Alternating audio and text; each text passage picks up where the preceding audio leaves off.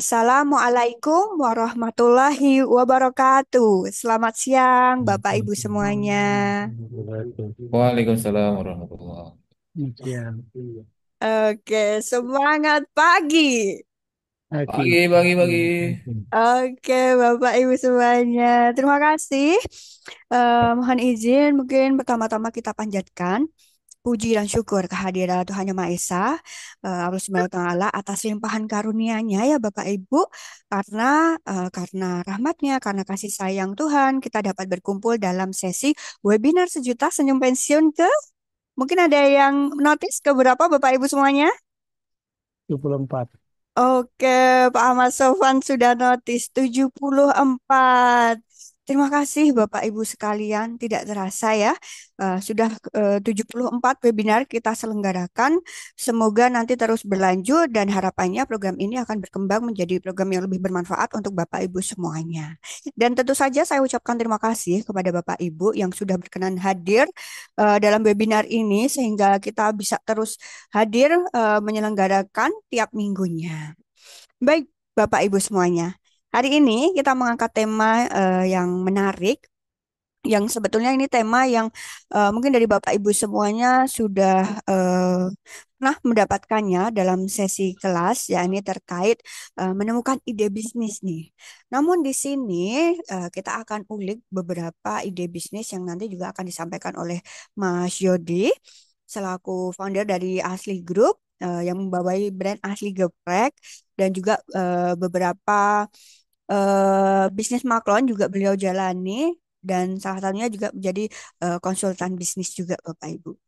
Baik, mungkin langsung saja ya. Selamat siang Mas Yodi. Halo Mas Yodi. Halo, selamat siang Mbak Dia. Alhamdulillah. Bagaimana kabarnya Mas Yodi? Luar biasa. Luar biasa. Oke, Mas Yodi.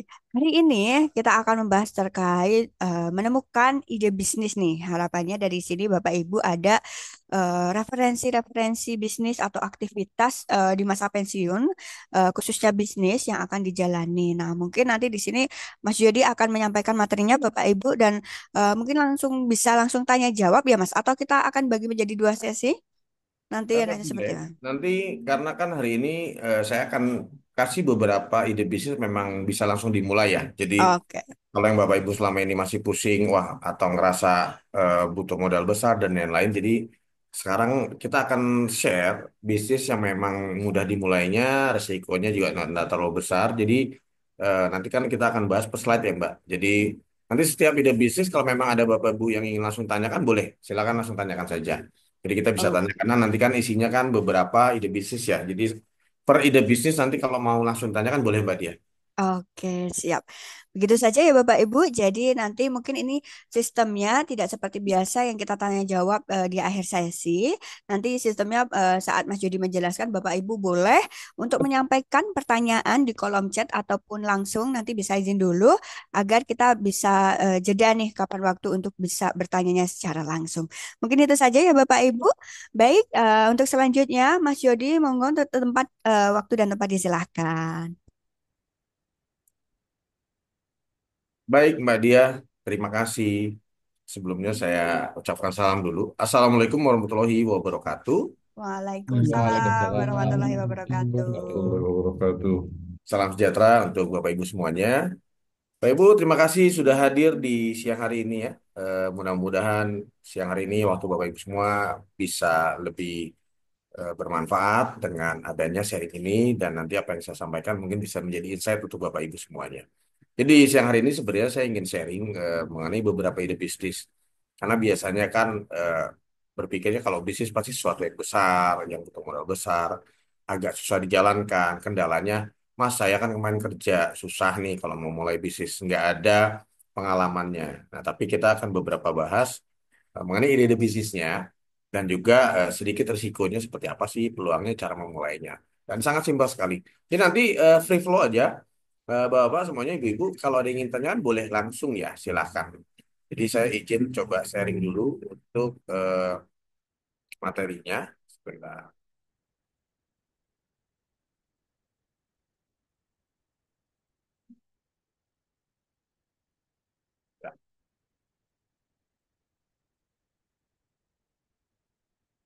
Sudah terlihat jelas ya, Mbak Dia, Bapak Ibu semuanya. Baik. Jadi hari ini Bapak, siap. Jadi kita santai aja, Bapak. Silakan ya. Ini kita tanyakan, kita mulai mengenai menemukan ide bisnis sih yang mudah dimulai ya. Nah, dalam hal ini saya akan coba membahas mengenai ide bisnis yang 10 usaha yang selalu dicari konsumen setiap hari. Kenapa sih yang gampang? Karena gini Pak, Bu. Kalau bapak-bapak atau ibu-ibu baru mulai usaha dan memang ingin ada cash flow, ada pendapatan harian, transaksi harian, otomatis kalau bisa kita cari usaha yang memang selalu cari oleh konsumen setiap hari. Nah ini biasanya nggak pernah sepi nih, gitu kan? Nah, tapi kita lihat dulu beberapa ya. Saya akan masukkan beberapa idenya. Nanti Bapak Ibu boleh sekali bahas sekali. Jadi yang kita akan sharing adalah kira-kira usaha memang yang dicari konsumen setiap harinya. Apa aja sih? Nah, yang pertama dari sini nih Pak. Ada usaha gas dan air galon. Nah, ini semua orang pasti di rumah pakai gas. Dan hampir rata-rata juga pakai air mineral galon kan ya. Itu pasti biasa begitu. Karena kan nggak semua perumahan, nggak semua daerah air tanahnya bagus nih. Kalaupun bagus juga kan harus galinya dalam banget gitu ya. Tapi biasanya sekarang hampir menurut saya rata-rata ya mungkin semuanya udah pakainya air galon. Nah, jadi ini bisa jadi satu peluang usaha untuk Bapak Ibu. Nah, lihatnya gimana? Karena pertama ini kebutuhan dasar rumah tangga, ya kan? Saya aja di rumah kalau gas habis itu istri ngomel tuh. Ah, gasnya habis deh gitu kan. Nah, biasa gitu tuh. Karena nggak bisa masak ujung-ujungnya. Eh, nah, jadi biasanya saya nggak mau repot Pak Bu. Jadi biasanya saya cari agen gas atau air mineral atau galon terdekat. Saya minta nomor teleponnya. Nah biasanya tinggal delivery. Makanya di sini kalau gas dan air galon itu jadi satu kebutuhan dasar di rumah tangga yang memang mereka butuh nih, gitu kan. Frekuensinya kan kalau gas tergantung ya. Ada yang seminggu sekali ganti, ada juga yang karena jarang masak sebulan baru habis gasnya. Tapi juga ada rumah ini warung-warung makan yang mereka pakai gas tiap hari itu kan belinya rutin. Air galon juga sama. Usaha-usaha minuman biasa mereka pakai air galon. Tinggal bedanya mereknya saja ya mau pakai yang mana gitu kan. Terus permintaannya stabil setiap hari pasti ada. Nah, tidak seperti pakaian yang memang kan nggak semuanya beli baju tiap hari ya. Mungkin Mbak dia beli gaji bajunya setiap mau lebaran gitu kan. Atau pas dapat bonus gitu. Dia kalau baju kan nggak selalu setiap hari. Jadi kalau gas dan galon ini memang permintaannya stabil Bapak Ibu. Terus kedua modal awal terjangkau. Nah, berapa terjangkau. Jadi kalau kalau kayak galon itu Bapak Ibu biasanya nanti bisa minta dari agen atau bisa ngambil juga nanti biasa suka ada mobil yang muter kan. Mobil dari air mineral yang muter nih. Itu kita bisa misalkan ngambil 10 galon dulu, 5 galon dulu. Kita naruh depositnya. Sama untuk tabung gas juga begitu. Tabung gas kita bisa ngambil dari agen terdekat, misalkan dari 10 tabung dulu, 20 tabung dulu gitu kan. Kita biasanya beli tabungnya, nanti ya 10 tabung itu kita bisa tukar. Nah, jadi di sini pertama kebutuhan dasar rumah tangga dan usaha gas dan air mineral itu. Kedua permintaannya stabil Bapak Ibu. Nah, ketiga modalnya terjangkau, nggak butuh-butuh. Bukannya di mana? Nah, bukannya Bapak Ibu boleh di kios maupun boleh di rumah sendiri. Jadi lihat aja peluang nih. Kalau yang tinggalnya di perumahan, kira-kira di sini kalau yang jual gas sama air galon di mana ya? Dekat atau enggak? Di sekitar Bapak berapa jauh sih? Kalau nggak ada, buka aja di rumah kan bisa jadi peluang tuh. Minimal tetangga kanan kiri kan belinya ke kita. Nah, ini jadi contoh satu usaha yang pertama ya. Nah, yang kedua, warung makan sederhana. Kenapa warung makan, Pak Bu? Jadi nggak mesti harus yang mewah atau di ruko atau di kios. Ini kita bisa mulai dari rumah. Misalkan di rumah ada space garasi, ada halaman. Paling simpel misalkan pagi-pagi mau jual nasi uduk dulu deh depan rumah. Jam 6 udah kita gelar, jual nasi uduk. Orang yang mau berangkat kerja, berangkat sekolah bisa mampir beli. Nah, kenapa? Nomor satu, semua orang butuh makan. Nah, makanya jadi ini adalah memang yang usahanya bisa mendatangkan traffic setiap hari. Makannya banyak sekali variannya, Pak, Bu. Ada yang mau jual nasi uduk pagi-pagi atau mau jual sarapan serba 10.000, serba 15.000. Biasanya itu dibikin dalam bentuk rice bowl ya. Jadi kalau bapak-bapak atau ibu suka lihat di TikTok, itu ramai juga, Pak. Lagi viral juga. Mereka jual menu sarapan pagi dengan harga 15.000 dan 10.000 tuh. Jadi ya ini harga 15.000 nih, ada bento, ada lain-lain ya. 10.000-nya juga ada. Jadi digelar tuh di lapaknya ada yang depan rumah, ada yang di pinggir jalan juga depan komplek gelar gitu kan. Jadi gelar. Jadi ini yang pertama tadi, karena semua orang butuh makan, Pak. Terus kedua tadi ya bisa mulai dari rumah. Depan rumah deh pasang meja, jual nasi uduk atau jual rice bowl. Nah, itu udah. Nah, pelanggannya juga pelanggan tetap biasa dari sekitar situ. Kayak saya aja Pak, Bu, itu punya di dekat rumah saya ada tukang nasi uduk ya. Jadi saya langganan ada tukang nasi uduk, tukang bubur, sama satu lagi tukang ketoprak. Jadi ganti-gantian tuh sarapan tuh di antara tiga tuh. Jadi sarapan di antara tiga tuh. Jadi punya pelanggan tetap. Jadi udah tahu. Nah, ini enaknya kalau kita buka warung makan sederhana ya. Modalnya dari rumah aja. Terus saya gampang. Nah, berikutnya laundry kiloan. Nah, laundry kiloan itu sama Pak Bu, hampir di setiap titik ada. Jadi kita juga butuh, ya, Bapak Ibu bisa lihat nih di daerah Bapak Ibu sudah ada belum ya laundry. Kalau ada berapa jauh, harganya berapa. Nah, laundry kiloan itu pertama modalnya kecil, prosesnya juga sederhana. Kita bisa belajarin bagaimana cuma beli mesin pengering dan mesin cucinya, lalu setrikanya. Nah, pelanggannya biasanya pelanggan loyal. Jarang nih kalau udah biasa kita nyuci di laundry situ, biasanya nggak pindah-pindah ke tempat lain nih, kecuali ada masalah atau kurang bagus ya cuciannya atau masih intinya hasilnya kurang bagus, baru kita pindah. Tapi kalau kita sudah bagus, biasanya loyal tuh, kita udah nggak pernah gonta-ganti tuh. Saya aja lengan laundry udah hampir 2 tahun nih, nggak pernah ganti. Maksudnya di tempat yang sama. Jadi kenapa laundry kiloan ya tadi modalnya kecil, proses bisnisnya juga sangat sederhana sekali. Ketiga, pelanggannya juga biasa loyal, nggak gonta-ganti. Nah, di sini analisanya ada nih. Bisa juga bikin laundry rumahan skala kecil. Peluangnya gimana? Peluangnya ya dengan modal mesin cuci di rumah sendiri juga bisa kita pakai, ya kan? Risikonya gimana? Cuma risikonya kalau kita penanganannya salah, nah itu kan masa kepakean customer ya, pelanggan ya. Nah, ini bisa eh, ada nilai ganti rugi yang harus kita keluarkan. Jadi kalau secara peluangnya ini sebenarnya sangat bagus sekali, tapi kalau secara risiko ya tadi kalau penanganan usahanya salah, ada risiko ya tadi pergantian bisa kita ganti ya pakaian yang rusaknya. Ini analisa berikutnya. Nah, lalu ini yang paling sering dicari pulsa dan token listrik.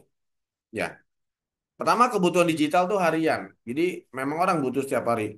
Oke lah, mungkin di bawah bapak ibu-ibu biasanya kalau beli pulsa, beli token pakai m-banking atau pakai e-money gitu kan, pakai aplikasi e-wallet gitu kan. Tapi jangan lupa Pak, banyak juga mereka yang tidak menggunakan itu, gitu. Jadi masih banyak nih di kalangan sekitar kita tuh yang mereka kalau ngisi pulsa ya ke counter, beli token listrik ya ke warung atau ke counter juga. Jadi pengisian pulsa dan token listrik ini juga ini menjadi satu kebutuhan. Nah, mereka biasanya belanja setiap hari, itu kita bisa mulai. Terus modal awalnya mulai dari 5.000. Kita bisa cari agennya, kita top up, kita dapat ID-nya, kita bisa mulai ngisi jualan. Nanti berkembang nih. Selain jualan pulsa dan token, biasanya kita juga bisa menyediakan top up. Top up e-money. Ya kan e-money jadi satu kebutuhan ya. Orang mungkin yang handphonenya pakai NFC, mereka bisa bisa top up e-money dari NFC. Kalau yang nggak punya, misalkan driver yang nggak punya, mereka pasti nyari tempat top up e-money. Memang di Alfamart, Indomaret seperti gitu ada ya di minimarket. Tapi biasa kalau misalkan di warung atau dekat rumah ada, biasa mereka situ. Top up e-money, top up e-wallet gitu kan. Terus driver-driver Gojek, Grab itu kan mereka mesti top up untuk mendapatkan orderan. Nah, kita juga bisa buka layanan tersebut. Jadi ini jadi one stop service untuk pulsa, token listrik dan top up gitu. Bisa dijalankan dari rumah gitu. Jadi ini juga kita bisa jalankan dari rumah juga. Analisanya begini Pak, kalau dari peluangnya gimana nih pulsa token listrik dari PPOB? Peluangnya tadi selalu dibutuhkan masyarakat luas. Memang rata-rata semua pakai handphone, pakai m-banking, pakai e-wallet, tapi tidak semuanya biasanya ada isinya gitu kan. Saya aja kalau e-wallet nih saya isi kalau butuh nih, mau jajan GoFood gitu kan baru ngisi top up gitu kan. Nggak ada yang naruh, ya mungkin Mbak Dia juga sama ya. Mungkin di e-money-nya Mbak Dia juga nggak selalu ada banyak nih kan gitu kan. Pasti top up gitu kan. Nah, ini kebutuhannya jadi memang dibutuhkan oleh masyarakat luas gitu kan. Eh, Resikonya gimana? Nah, resikonya kalau buka ini marginnya tuh kecil. Jadi kalau harus ada transaksinya banyak, baru kita ada untungnya agak besar. Jadi kalau masih transaksinya sedikit, secara risiko ya marginnya lebih kecil. Jadi balik modalnya agak lama. Tapi balik lagi, ini adalah bisa satu bisnis yang dicari oleh orang setiap hari dan dibutuhkan oleh setiap harinya. Kira-kira begitu ya. Karena walaupun kita bilang, Mas sekarang kan ada handphone, ya nggak semua orang bisa pakai m-banking atau punya m-banking. Tidak semua orang punya e-wallet, tidak semua orang handphonenya bisa NFC. Gitu kan. Jadi tetap ini ada peluang. Ketiga, jualan sayur dan bahan dapur. Nah, bisa mulai lagi balik lagi di mana? bisa mulai lagi depan rumah atau di garasi atau di halaman. Jadi belanja di pasar nih pagi-pagi subuh, terus nyampe rumah kita packing. Ya, kita taruh styrofoam, terus lalu kita misalkan timun 0,5 kilo, lalu kita wrapping, kita bikin rapi. Terus kita jual keliling nih, atau enggak di rumah aja, atau kita titip lagi. Nah, ini salah satu peluangnya. Pelanggannya siapa? Pelanggannya ibu rumah tangga sekitar pasti itu. Jadi ini juga kita bisa salah satu ide bisnis yang memang Bapak Ibu bisa mulai dari rumah juga. Dan untungnya lumayan, Pak. Kalau kita, karena kalau jualan sayur ini untungnya adalah kalau kita jualnya ngecer ya. Belinya cabai 10.000 gitu kan, pas dilihat cuma 5 biji gitu kan, kalau lagi mahal tuh kan. Kita belinya kiloan. Jadi kalau jualan sayur begini, biasanya untungnya margin lebih besar, karena biasanya ibu-ibu rumah tangga belanjanya kan eceran. Misalkan, Mas cabainya 10.000, terus bawang merahnya 5.000 ini. Nah itu kalau di mereka kan tetap timbang. Jatuhnya lebih mahal dibanding kalau beli yang langsung kiloan. Gitu. Nah kalau analisanya bagaimana peluangnya? Ya, peluangnya sangat bagus karena ini kan solusi buat ibu-ibu yang jadi mereka juga bisa pre-order. Terus Bapak Ibu juga bisa bikin paket sayur, bumbu siap masak sama. Jadi misalkan bikin bumbu kuning, bumbu merah, bumbu putih itu. Nggak tahu, Badiah tahu nggak tuh? Macam-macam bumbu tadi ya. Nah, itu bumbu dasar yang memang suka ibu-ibu beli. Terus bikin pakai sayuran. Misalkan ini sayur lodeh udah ada bumbunya. Jadi kalau orang kan biasa kita beli sayur asem ya di tukang sayur ya. Udah. Tapi kalau sekarang tuh misalkan kita mau sayur asem atau mau bikin sayur lodeh sudah ada sayurannya, di dalamnya sudah ada tuh bumbunya. Entah bumbu desaku, entah ladaku, jadi tinggal pakai jual dah lengkap. Ini peluang juga nih Pak. Risikonya gimana ya? Ini butuh manajemen yang benar ya stok harian karena kan ini kalau nggak laku ada beberapa sayuran yang cepat ini ya layu atau rusak. Nah, jadi butuh kontrol di situ. Jadi kalau secara risiko itu, tapi kalau cara peluangnya ini bagus. Jadi tinggal kualitas biasanya kita ganti tempat belanja sayur tuh kalau harganya kemahalan atau enggak kualitasnya jelek. Baru kita nyari tempat lain tuh. Tapi kualitasnya bagus, harga sayurannya masuk, ya biasanya langganan. Oke. Ini berikutnya klinik kecantikan di rumah, gitu kan, rumahan. Eh, Emang bisa Mas? Bisa. Jadi bisa bikin nail art. Nail art tuh ini Pak, kalau yang ini biasanya kalau ini ya ciwi-ciwi itu kan bukunya diganti warna-warni, ada aneh-anehnya gitu kan.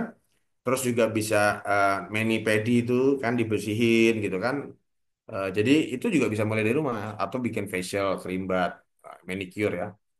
Eh, Terus kedua, kita kalau udah di sini kan kita jualnya servis nih, pelayanan. Jadi kalau sudah cocok dengan kita, pelanggan pasti masih setia, tuh, nggak ganti-ganti. Gitu kan. Jadi bisa tambah juga pemasukan tambahannya apa nih? Kita bisa tambah dengan jual produk kecantikan, misalkan jual maskernya, jual vitamin rambutnya, nah itu. Tapi ini kita bisa mulai juga dari rumah. Berikutnya bisnis roti dan jajanan pasar. Nah, flow-nya gimana? Pertama biasanya kalau kita bisa bikin kuenya, kita produksi ini pagi-pagi, subuh kita udah produksi nih. Kedua kita distribusi ini kita titipin. Dulu saya pernah Bapak Ibu, jadi saya bisa bikin roti dulu. Ya, sekarang udah lupa resepnya. Jadi memang dulu bisa bikin roti karena dulu orang tua saya pernah punya bakery besar, punya beberapa mobil bakery keliling tuh. Saya belajar tuh di dapurnya sama ininya, kukinya, bakernya belajar. Nah, saya dulu bikin roti itu dari jam 2 tuh, jam 2 jam 3 subuh bikin roti. Nah, paginya saya distribusi ke warung-warung, saya titipin nih. Satu keranjang isi 20 isi 30 saya titipin tuh dulu. Kalau dulu kan belum ada online ya. Kalau sekarang Bapak Ibu bisa di rumah pakai etalase, display di situ, ya kan pakai showcase, display lah tadi roti-rotinya atau kue-kuenya. Lalu buka juga jualan di online. Nah, tambahan lagi untuk bisnis ini, kalau dulu saya belanjanya kalau kue-kuean itu belanja di pasar ini, pasar Senen subuh. Di pasar Senen tuh ada kue subuh kan. Nah, saya suka belanja sana tuh. Misalkan sana harga 700 saya jual sini 1.000 atau 1.500 gitu. Jadi saya bisa bikin, kalau yang nggak bisa saya beli dari orang. Tapi lama-lama Pak Bu, kalau kita sudah sering buka, orang akan datang nitipin biasanya. Orang nitip, Mas, aku nitip ya, ini aku bikin dimsum, Mas, aku nitip ya, ini aku nitip susu kacang kedelai. Akhirnya lama-lama stoknya kita penuh nih. Dan sistemnya biasanya konsinyasi, dibayar yang terjual saja. Nah, di tempat saya ada ramai sekali tuh. Dia sampai punya 3 cabang. Dia dia jualnya lupis. Jadi lupis, dia yang dia buat hanya lupis sebenarnya. Tapi orang sini banyak yang nitip ke dia tuh. Ada yang nitip kue sus lah, ada yang nitip kue lapis, nitip puding. Akhirnya rame. Tapi siapa ini rame memang. Nah, karena kalau kita ngambil margin 500 rupiah aja dari setiap kue yang dititipkan. Kalau sehari laku terjual 500 kue, udah ketahuan tuh Pak. Kita dapat 250.000. Bersih loh. Kita nggak produksi apapun. Cuma kita nyiapkan tempat. Nah, jadi ini juga bisa salah satu menjadi sebuah ide bisnis yang memang Bapak Ibu bisa mulai. Kalau masa nggak bisa produksi roti, ya udah ambil aja dulu pada orang lain atau beli. Nah, ini analisa juga sama nih ya. Kalau peluangnya gimana ya digemari sama ibu-ibu nih. Jadi cocok buat banget buat pasar pagi atau orang pagi. Bisa pagi itu yang orang nggak suka sarapan nasi, nyari ganjelannya pasti cemilan atau kue tradisional ya. Ada yang mau beli bacang, ada yang beli lontong pakai bakwan, pakai sambal kacang, wah mantep-mantep lah. Ada yang belinya lupis gitu kan. Wah itu jadi peluangnya ini sangat digemari ya, cocok. Resikonya tadi cepat basi, jadi harus dijual habis hari itu. Makanya kalau sistemnya konsinyasi kita tenang, karena yang kita bayarkan kepada supplier itu yang terjual saja, sisanya biasanya mereka ambil. Nah, ini ya analisanya. Baik, selanjutnya jasa jahit dan permak baju. Nah ini juga makin susah sekarang nyarinya nih. Biasanya kan beli celana di online ya kan, begitu nyampe, waduh panjang banget, kalau enggak lebar banget gitu kan. Nah nyari biasanya namanya kalau dulu kan permak lepis ya. Nah, ini susah dicari sekarang Pak Bu gitu kan. Jadi bisa masih jadi tetap satu peluang nih gitu. Kalau apa namanya ya ini bisa jadi peluang Bapak Ibu untuk jasa jahit dan permak baju. Nah, ini biasa kalau punya keterampilan nih, kalau Bapak Ibu punya keterampilan atau mungkin istrinya bisa biasa menjahit daripada hanya untuk hobi, kenapa tidak untuk menghasilkan uang kan gitu. Biasanya tambah rame ya tadi kalau musim Lebaran, musim sekolah itu rame itu. Dan terus ini juga bisa kita ekspansi, kita bikin seragam baju sekolah atau baju kantoran. Tapi intinya, ini salah satu yang dibutuhkan Pak Bu. Apalagi sekarang orang rata beli fashion tuh di online ya. Pasti sering banget tidak sesuai ekspektasi di ukurannya kok kegedean gitu kan dibuang sayang. Ya, kita cari tempat permak. Nah, di sini agak susah. Mana nih tempat baju yang bisa permak gitu kan? Oke. Ini berikutnya ada es teh ya, es teh kekinian Thai tea itu sampai sekarang masih rame Pak Bu. Buktinya Bapak Ibu es teh Indonesia bisa punya puluhan gerai, padahal jualan awalnya basicnya cuma teh.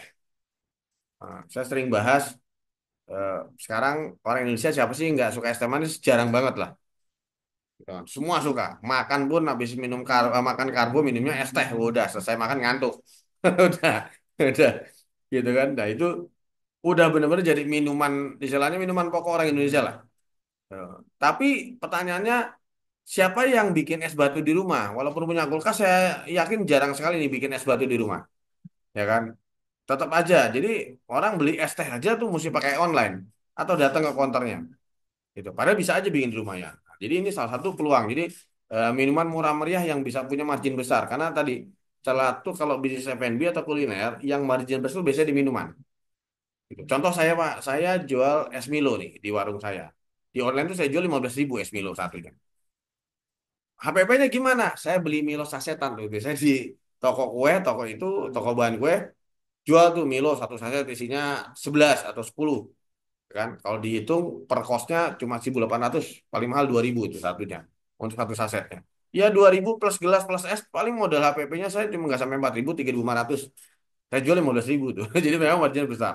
Ya kalau minuman itu kan marginnya besar. Kayak teh kan jarang sekali ya. Biasa kalau di rumah makan tuh jarang sekali satu gelas teh satu tehnya. Biasanya mereka bikin biang. Kan itu modal biangnya bisa jadi berapa gelas tuh. Jadi es teh atau minuman itu salah satu F&B yang marginnya besar. Risikonya tadi Pak, Bu, kalau brandingnya nggak kuat ya sepi. Gitu. Karena sekarang Bapak Ibu tahu ya, banyak tukang es teh di pinggir jalan. Tapi yang sepi-sepi, yang rame-rame. Nah, tadi biasa brandingnya. Oke. Lalu mainan edukasi anak, Pak. Ini juga banyak yang cari ya. Kalau dulu kan banyak sekali main edukasi anak, sekarang agak susah. Itu kan mungkin kalau dulu ada monopoli salah satunya, bisa pakai sama keluarga ya. Atau juga mainan-mainan apa namanya nyusun balok dari kayu itu juga masih rame, masih laku. Tuh. Jadi orang tua tuh apa namanya mau mengeluarkan peluangnya mau mengeluarkan itu untuk mainan yang bermanfaat lah dibanding main gaming terus. Nah, resikonya tadi ya Pak Bu, satu biasanya secara pengadaan barangnya agak susah, kita mesti nyari vendor yang benar. Kedua kualitas barang itu. Nah, Kalau ini minuman herbal atau jahe instan. Dulu waktu pandemi saya sempat pegang salah satu brand Citan namanya. eh Dia mengeluarkan jahe merah. Wah itu luar biasa. Sebulan tuh bisa hampir 10 ton habis dia. Karena waktu pandemi itu kan minuman jahe ini, wah ini banyak yang nyari ya. Nah, peluangnya cocok banget nih untuk target banget usia 30 ke atas lah. Orang udah aware dengan ini, jadi banyak minumnya ya jahe atau herbal. Nah, risikonya tadi, kalau kita tidak riset pasar yang tepat, orang nggak akan repeat order tuh. Nah, ini analisanya sama. Kalau saat peluang, makin dicari, makin dicari nih, karena sekarang orang kan trennya hidup sehat. Jadi dari dulu kan ya tadi ya botol soda, madu, gin, dan semua kan banyak yang nyari. Ini tetap apalagi sekarang setelah era pandemi itu apa namanya eh, orang-orang tuh lebih realize Pak, lebih sadar dengan kesehatan. Jadi kalau eh, produknya herbal, minuman kesehatan atau makanan itu makin terbuka peluangnya nggak kayak dulu. Nah, risikonya tadi kita harus tahu izin-izinnya, terus tahu juga setiap produknya untuk apa. Tapi ini peluang dan analisanya. Oke, ini hanya beberapa produk saja Pak, sudah habis nih. Jadi nanti habis ini kita lebih banyak diskusi bagaimana. Jadi kita ada waktu beberapa hampir sejam ya kita diskusi.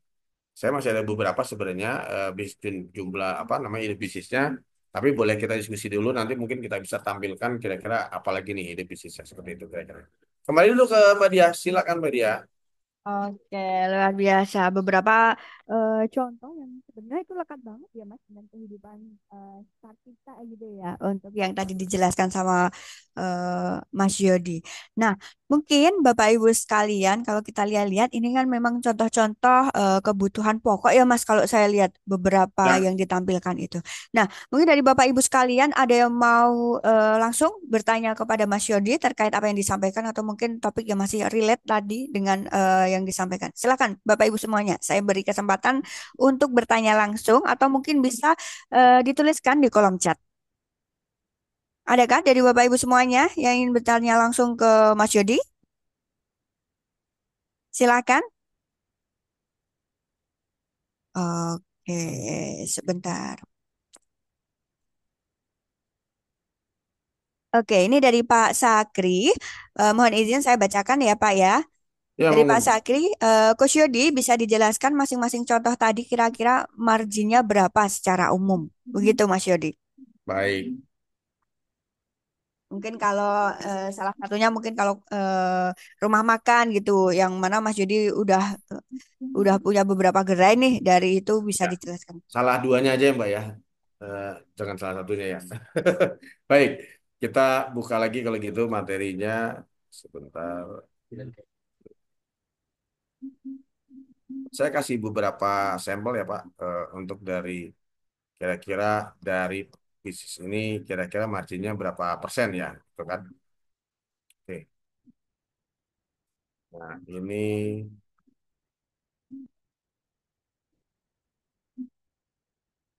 baik. Kalau dari makanan biasanya marginnya 40 sampai 50% Pak. Ya. Kadang tapi kalau misalkan tergantung makanannya ya, kalau nasi goreng itu atau nasi yang simpel nggak banyak kondimen atau platingan itu bisa 100 sampai 200% biasanya marginnya ya. Jadi memang tinggi kalau untuk makanan ya. Nah kalau laundry ini HPP-nya itu Pak Bu bukan dari per kilo, tapi ini kan Bapak Ibu bisa lihat ada mesin laundry ya. Jadi dia per loading. Misalkan satu mesin ini sekali loading nyuci itu muat 10 kilo. Nah, yang dihitung apa? Yang dihitung adalah, oke, untuk 10 kilo ini butuh dirigennya berapa mili? Dirigennya misalkan 5 mili, pemutihnya berapa mili, pewanginya berapa mili. Nah, di total lah masing-masing itu berapa HPP-nya. Makanya mereka jual 5.000 per kilo pun kalau sekali loading 10 kilo, itu udah 50.000 kan. Padahal itu HPP-nya paling hanya sekitar 10 sampai 15% dari eh, apa ongkos tadi. Jadi laundry ini marginnya masih besar nih untuk Roni. Pak Agus. Oke. Silakan Pak, mungkin mau langsung komen boleh. Pak Muhammad Agus, monggo Pak. Silakan Pak Agus sudah raise hand. Baik, terima kasih Pak Yodi. Oh, Pak Agus. Ya Pak. Dia, Assalamualaikum warahmatullahi wabarakatuh. Waalaikumsalam Waalaikumsalam warahmatullahi Jadi warahmatullahi wabarakatuh. wabarakatuh. saya kebetulan dalam proses eh, mau pensiun ya Pak ya, tapi sudah dapat Ya, training dari ISQ waktu itu di Bandung. Dan saya juga udah punya semacam laboratorium kecil-kecilan berupa usaha ayam goreng Pak. ayam goreng baik. Ayam goreng, saya sebut merek aja lah ya. Ya, Saya sebut merek FBN Pak. FBN baik. Belakangnya nak ya. Udah pasti ketebak lah ya. Eh, saya udah punya dua outlet Pak. Dua outlet. eh fried chicken itu dua boot lah ya, bukan dua outlet, Ya, dua boot lah gitu. Eh, namun saat ini udah berjalan hampir setahun Pak. Dalam perjalanannya sekarang itu, kebetulan saya tinggal di Depok. Kondisinya itu adalah tapi lagi lesu Pak. ya. Lagi lesu, termasuk juga ada tiga warteg franchise yang di sekitaran tempat saya usaha ini di Depok itu juga tutup Pak. Warteg Karisma, Karisma itulah yang nggak ada bahasa Karisma itu. WKB ya Pak. Eh, Betul. Dan saya pun juga dari empat karyawan itu akhirnya saya tinggal tiga Pak, tinggal tiga orang untuk dua outlet itu. Jadi benar-benar sangat sangat kita jaga untuk cash flow-nya aja lah gitu. Nah, pertanyaan saya ini kan eh, kira-kira untuk sebagai pengusaha yang baru setahunan ini, saya lagi nguji mental sebenarnya. Kalau nguji uang, ya saya udah berdarah-darah Pak sebenarnya Pak. Tapi karena saya masih kerja ya saya masih bisa toleran lah. Tapi mungkin dari sisi mental dalam pengertian di tengah persaingan dan yang sangat keras dan berdarah-darah di lapangan ya. Ini kayak berperang aja tempur gitu kan. Hari ini bisa jual berapa, besok bisa bisa banyak, bisa juga drastis turun gitu. Jadi kadang-kadang polanya masih belum belum jelas lah gitu. Nah, ini kira-kira yang bisa saya lakukan untuk saat ini selain karena untuk makanan tidak bisa dimodifikasi ya, Pak ya. Jadi tidak ada ruang kreativitas untuk pengolahan makanan karena udah template dari sananya seperti itu. Tapi kira-kira dari sisi yang lainnya, apa yang bisa saya lakukan? Sementara dari sisi internalnya saya sendiri sebenarnya secara finansial ya untuk tidak rugi pun alhamdulillah lah Pak gitu. Kira-kira apa yang harus saya lakukan untuk jangka pendek ataupun jangka panjangnya Pak. Itu aja Pak Yudi. Makasih, makasih Mbak Lia. Assalamualaikum warahmatullahi Baik, wabarakatuh. bagus. Pak, terima kasih Pak. Sebelumnya tetap semangat ya Pak ya. Namanya bisnis ya kayak roller coaster lah ya. Kadang di atas, kadang di bawah, kadang naik omsetnya, kadang tiba besok nggak ada orderan sama sekali kan, nggak ada pesanan sama sekali. Izin Pak, sebelum Bapak franchise berarti ya. Bapak berarti franchise ya Pak ya. Bapak berarti franchise Pak. Hmm. Pak Agus, mohon izin masih Masih di di mute, Pak. ya Pak. Sorry ya. Iya Ya, Pak, saya ngambil franchise-nya Pak. Hmm. oke. Itu ini ya Pak, fried Ada chicken ya Pak. fried chicken ya Pak, betul. Oke, oke, oke. Baik. Begini Pak, yang pertama eh, justru di bisnis F&B ini kalau soal bikin makanan enak mudah Pak. Memang yang susah itu ngelolanya, ngelola bisnis F&B-nya. Karena ternyata nggak melulu kita mikirin ini Pak, gimana enaknya makanan. Tapi ternyata kita harus mikirin juga gimana strategi promosinya, gimana marketingnya. Gimana biar orang tahu nih usaha kita, gimana ngelola karyawan, gimana delegasinya, itu lebih susah sih itu sebenarnya. Kalau makanan enak atau enggak gampang Pak, tinggal kita cari aja tukang masak yang oke, kita gaji gede selesai. Tapi kan nggak di situ masalahnya. Jadi masalah sebenarnya lebih tadi, Bapak bilang gimana kita mengkreasikannya. Pertama begini Pak, izin bertanya lagi, dijual online juga tidak Pak?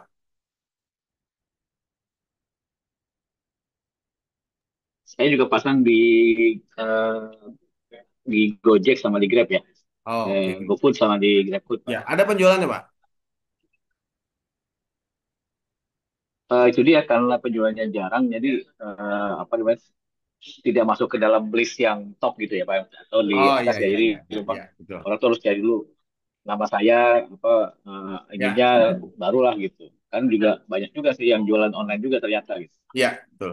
Baik, memang benar baiknya Pak. Sekarang kan kita nggak bisa mengharapkan offline-nya saja. Jadi memang harus ada dua keran ya Pak. Offline-nya jalan, online-nya juga jalan. Hmm. Nah, dua-duanya tadi Pak butuh riset sebenarnya. Kalau offline-nya kita juga mesti lihat nih saingan kita mana saja ya yang sesama fried chicken. Mereka jual apa ya? Nah, dari sisi menu dulu Pak, memang tetap harus ada kreativitas Pak, ada R&D-nya. Karena kalau Bapak lihat beberapa kayak ada The Celup, The Besto, segala macam, mereka tuh pasti ada menu-menu baru.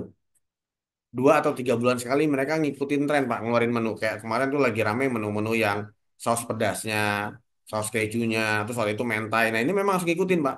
Karena kalau cuma standar tok, fried chicken aja memang agak berat saingannya.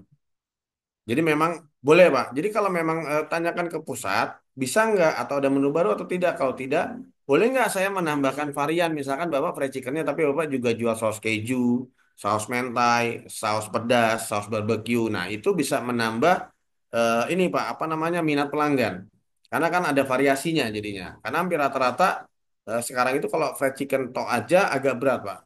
Ya kayak Sabana The Kriuk ya Pak ya, yang paling top lah ya sekarang kan The Kriuk nih banyaknya. Itu mereka kan Bapak lihat variannya banyak kan. Dia jual sambal gepreknya juga, dia jual kejunya juga, dia jual saus pedasnya juga. Jadi di menu ini justru harus lebih kreatif Pak dan ngikutin trennya seperti apa. Kalau kita cuma jual fried chicken tok aja tanpa ada varian tertentu, akan berat sekali Pak ketinggalannya. Itu yang pertama dari sisi menu ya Pak. Nanti Bapak boleh tanya ke pusat, boleh nggak sih ada menu baru nggak sih? Atau boleh nggak sih saya nambahkan varian? Karena kalau cuma gini doang saya berat saingan sama yang lain gitu kan. Ya, mungkin idenya saran saya Bapak bisa tambahkan jual misalkan apa namanya eh, fried chicken eh, dengan saus black pepper gitu kan. Kan tinggal siram aja atau kan tinggal pisahkan pakai cup sambal ya atau dengan saus barbecue. Biasanya banyak tuh anak-anak suka Pak fried chicken dengan saus barbecue, dengan saus keju ya kan atau dengan saus mentai gitu kan. Nah, ini Bapak boleh tambahkan. Ini dari sisi menu ya Pak. Lalu dari sisi ini Pak sales channel selain offline Bapak kan jualan online. Nah, di online ini memang harus benar-benar dipelajari Pak. Jadi kalau Bapak nggak misal saya nggak ada waktu Mas atau kurang ngerti, mungkin anak Bapak atau mungkin karyawannya yang di outlet. Coba cek nih, karena di online itu Pak, eh, sama Pak, ada namanya ads, ada namanya promosi itu kan campaign. Nah ini kalau diseriusin sebenarnya Nama apa? bisa Promo menghasilkan online. bagus. Kebetulan saya salah satu saya ini Pak, saya juga trainer di GrabFood Pak. Jadi sudah hampir 4 tahun di GrabFood sebagai trainer juga. Jadi kalau kita bikin kelas nih Pak, tiap bulan tuh pasti ada kelas di Depok, muter keliling tuh. Kita ada live langsung, datang kelas. Mungkin kalau Bapak nggak bisa hadir, bisa kirim karyawan Pak. Datang ke outlet, dari outlet itu biasanya dari jam 2 sampai jam 5. Itu kita ada sesi mentoring Pak. Soal promosi, soal ad. Jadi memang harus dipelajari benar. Karena kalau Bapak seriusin Pak, online mungkin gini. Oke, offline-nya sepi lah. Kita saingan sih susah karena di sini juga banyak yang tutup. Tapi kalau Bapak bisa ngejar di online-nya, kan pada akhirnya tetap tertutup kan Pak, omset target kan. Jadi kalau saya gini, kalau memang Bapak, oh offline sepi, ya udah coba Bapak fokus di online nih. Online-nya kencengin bisa nggak? Nah, di online tadi banyak Pak yang harus pelajari, kayak ads-nya, promosinya ya. Eh, ada salah satu kawan saya Pak, Bapak boleh cek. Kalau kalau Bapak daerah Jakarta di Gambir, Petojo tuh Bapak boleh cek, mungkin cek di GrabFood ya. Itu ada namanya ayam goreng Petojo Pak, AGP. Oh, dia tadinya restoran Pak, sekarang offline-nya sepi sekali. Dia fokus di online dalam kurun waktu 2 tahun. Omsetnya dari Grab saja 300 juta Pak sebulan. Online-nya saja. HPP dia 40%. Jadi 120 juta Pak. Cuma dari Grab. Belum dari Gojek dan Shopee. Jadi dia pelajari itu. Karena dia sadar offline-nya nggak kuat. Saingannya dia daerah sini. Daerah Cideng. Petojo. Namanya ayam goreng Petojo. Bapak Ibu boleh cek di GrabFood. Taruh titik lokasinya di Gambir. Ayam goreng Petojo. Boleh dicek. Itu 300 juta 1 bulan.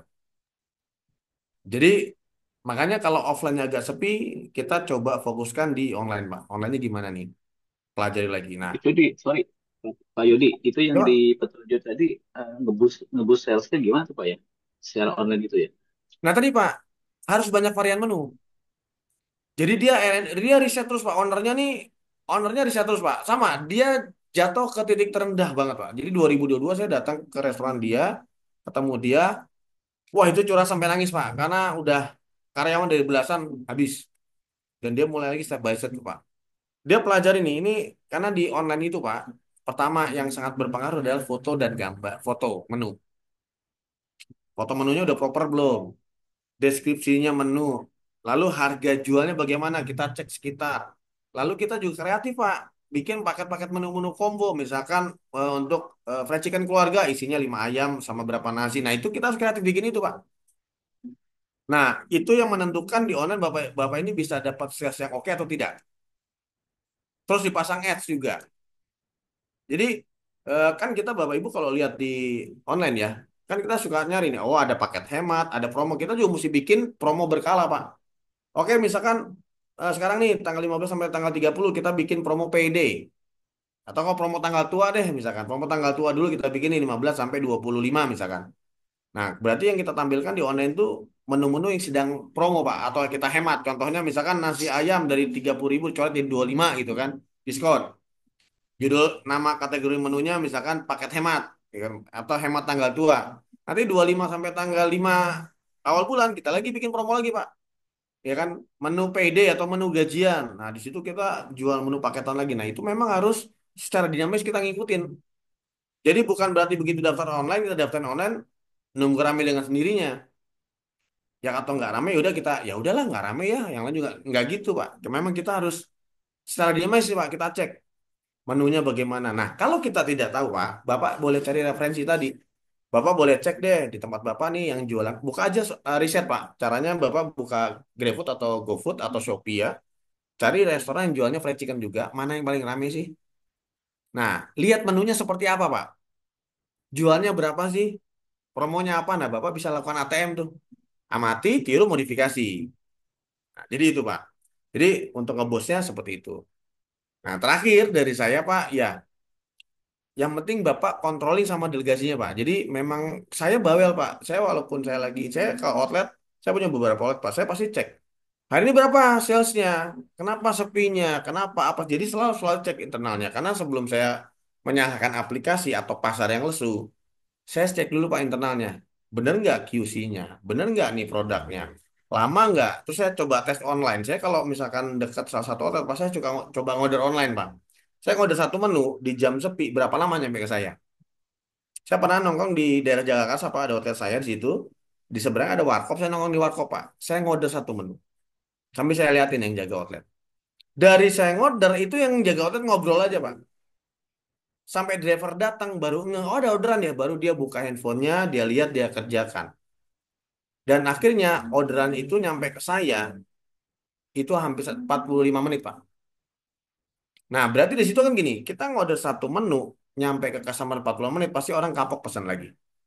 Berarti kesalahannya di mana? Oh, internal kita nih SDM-nya. Nah, itu saya selalu cek begitu, Pak. Jadi pastikan juga controllingnya, Pak, sama teman-teman di outlet, lalu QC produknya itu penting. Apalagi kalau online, bawa fokusnya nanti ke online, itu pengaruhnya ke rating sama review, Pak. Kalau offline kan komplain enak. Mas, kok nih ayamnya masih merah sih? Digorengin lagi kita kasih gantinya. Kalau online kan enggak ya, Pak. Udah nyampe rumah merah, kita mana lagi lapar. Udah bintang satu. Nah, udah. Itu kira-kira begitu, Pak. Jadi eh, pertama Bapak justru di F&B ini pertama tadi Bapak untuk menu Bapak harus variasi, ikutin tren, Pak. Cara gimana Bapak boleh cek riset nih.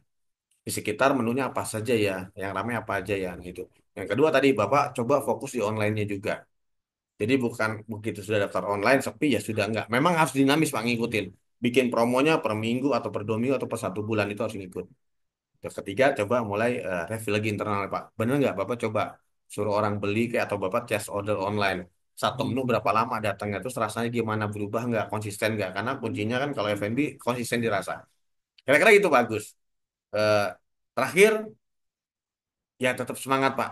Karena memang eh, namanya bisnis ya Pak pasti turun naik. Tapi kembali lagi Bapak harus terapkan goals juga sama karyawan. Oke, misalkan sekarang sehari berapa? Oh, sehari misalkan cuma 5 transaksi. Akan seminggu berarti anggaplah 35. Kita tes. Oke, minggu ini saya mau ada 50 transaksi ya. Sebulan atau enggak omset sebulan goalsnya adalah 10 juta. Kalau 10 juta kalian dapat bonus. Jadi kita harus pakai target Pak goals dan itu umumkan ke mereka. Biasanya kalau ada goal seperti itu atau ada target, ada insentif mereka kejar. Kalau enggak susah Pak kalau kita punya karyawan yang enggak punya rasa memiliki ya. Ah udahlah sepi-sepi juga yang penting gue mah digaji. Nah itu susah tuh. Makanya untuk menimbulkan rasa itu kita kasih insentif. Dan Bapak sampaikan, oke target saya bulan ini omset 15 juta. Karena biar bisa nutup gaji, nutup operasional, dapat lebihan. Nah kalau udah nyampe 15 juta nyampe itu selama 3 bulan, Bapak naikin lagi. Oke, sekarang saya mau targetnya omsetnya 20 juta. Nah itu kita omongkan. Jadi kasih target sama mereka. Kalau enggak Pak tadi Pak, ya sambil nunggu mereka lebih baik main handphone. Nah, tips terakhir, Bapak kan punya kios, karyawan sudah ada. Bapak boleh bikin brand kedua, Pak. Cukup daftarkan di online saja.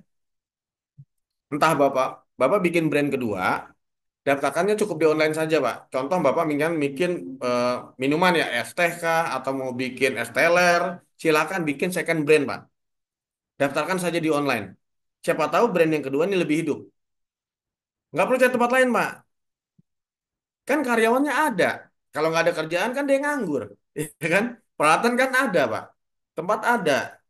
Jadi sekarang rata-rata, Pak, satu titik itu mereka punya 2 3 brand. Bapak kalau mau cek, nah ada namanya Hungry Group, Pak. Hungry ya, di online. Dia satu outlet, Pak. Itu 15 brand, Pak. Jadi kalau brand yang ini lagi sepi, yang ini hidup. Pada akhirnya omset tertutup. Jadi kalau Bapak sekarang punya karyawan 3, ada outlet, Bapak cari brand baru lagi, mau jualan apa ya saya? Jadi kan nggak usah bikin karyawan, karyawan udah ada, peralatan ada, ya kan?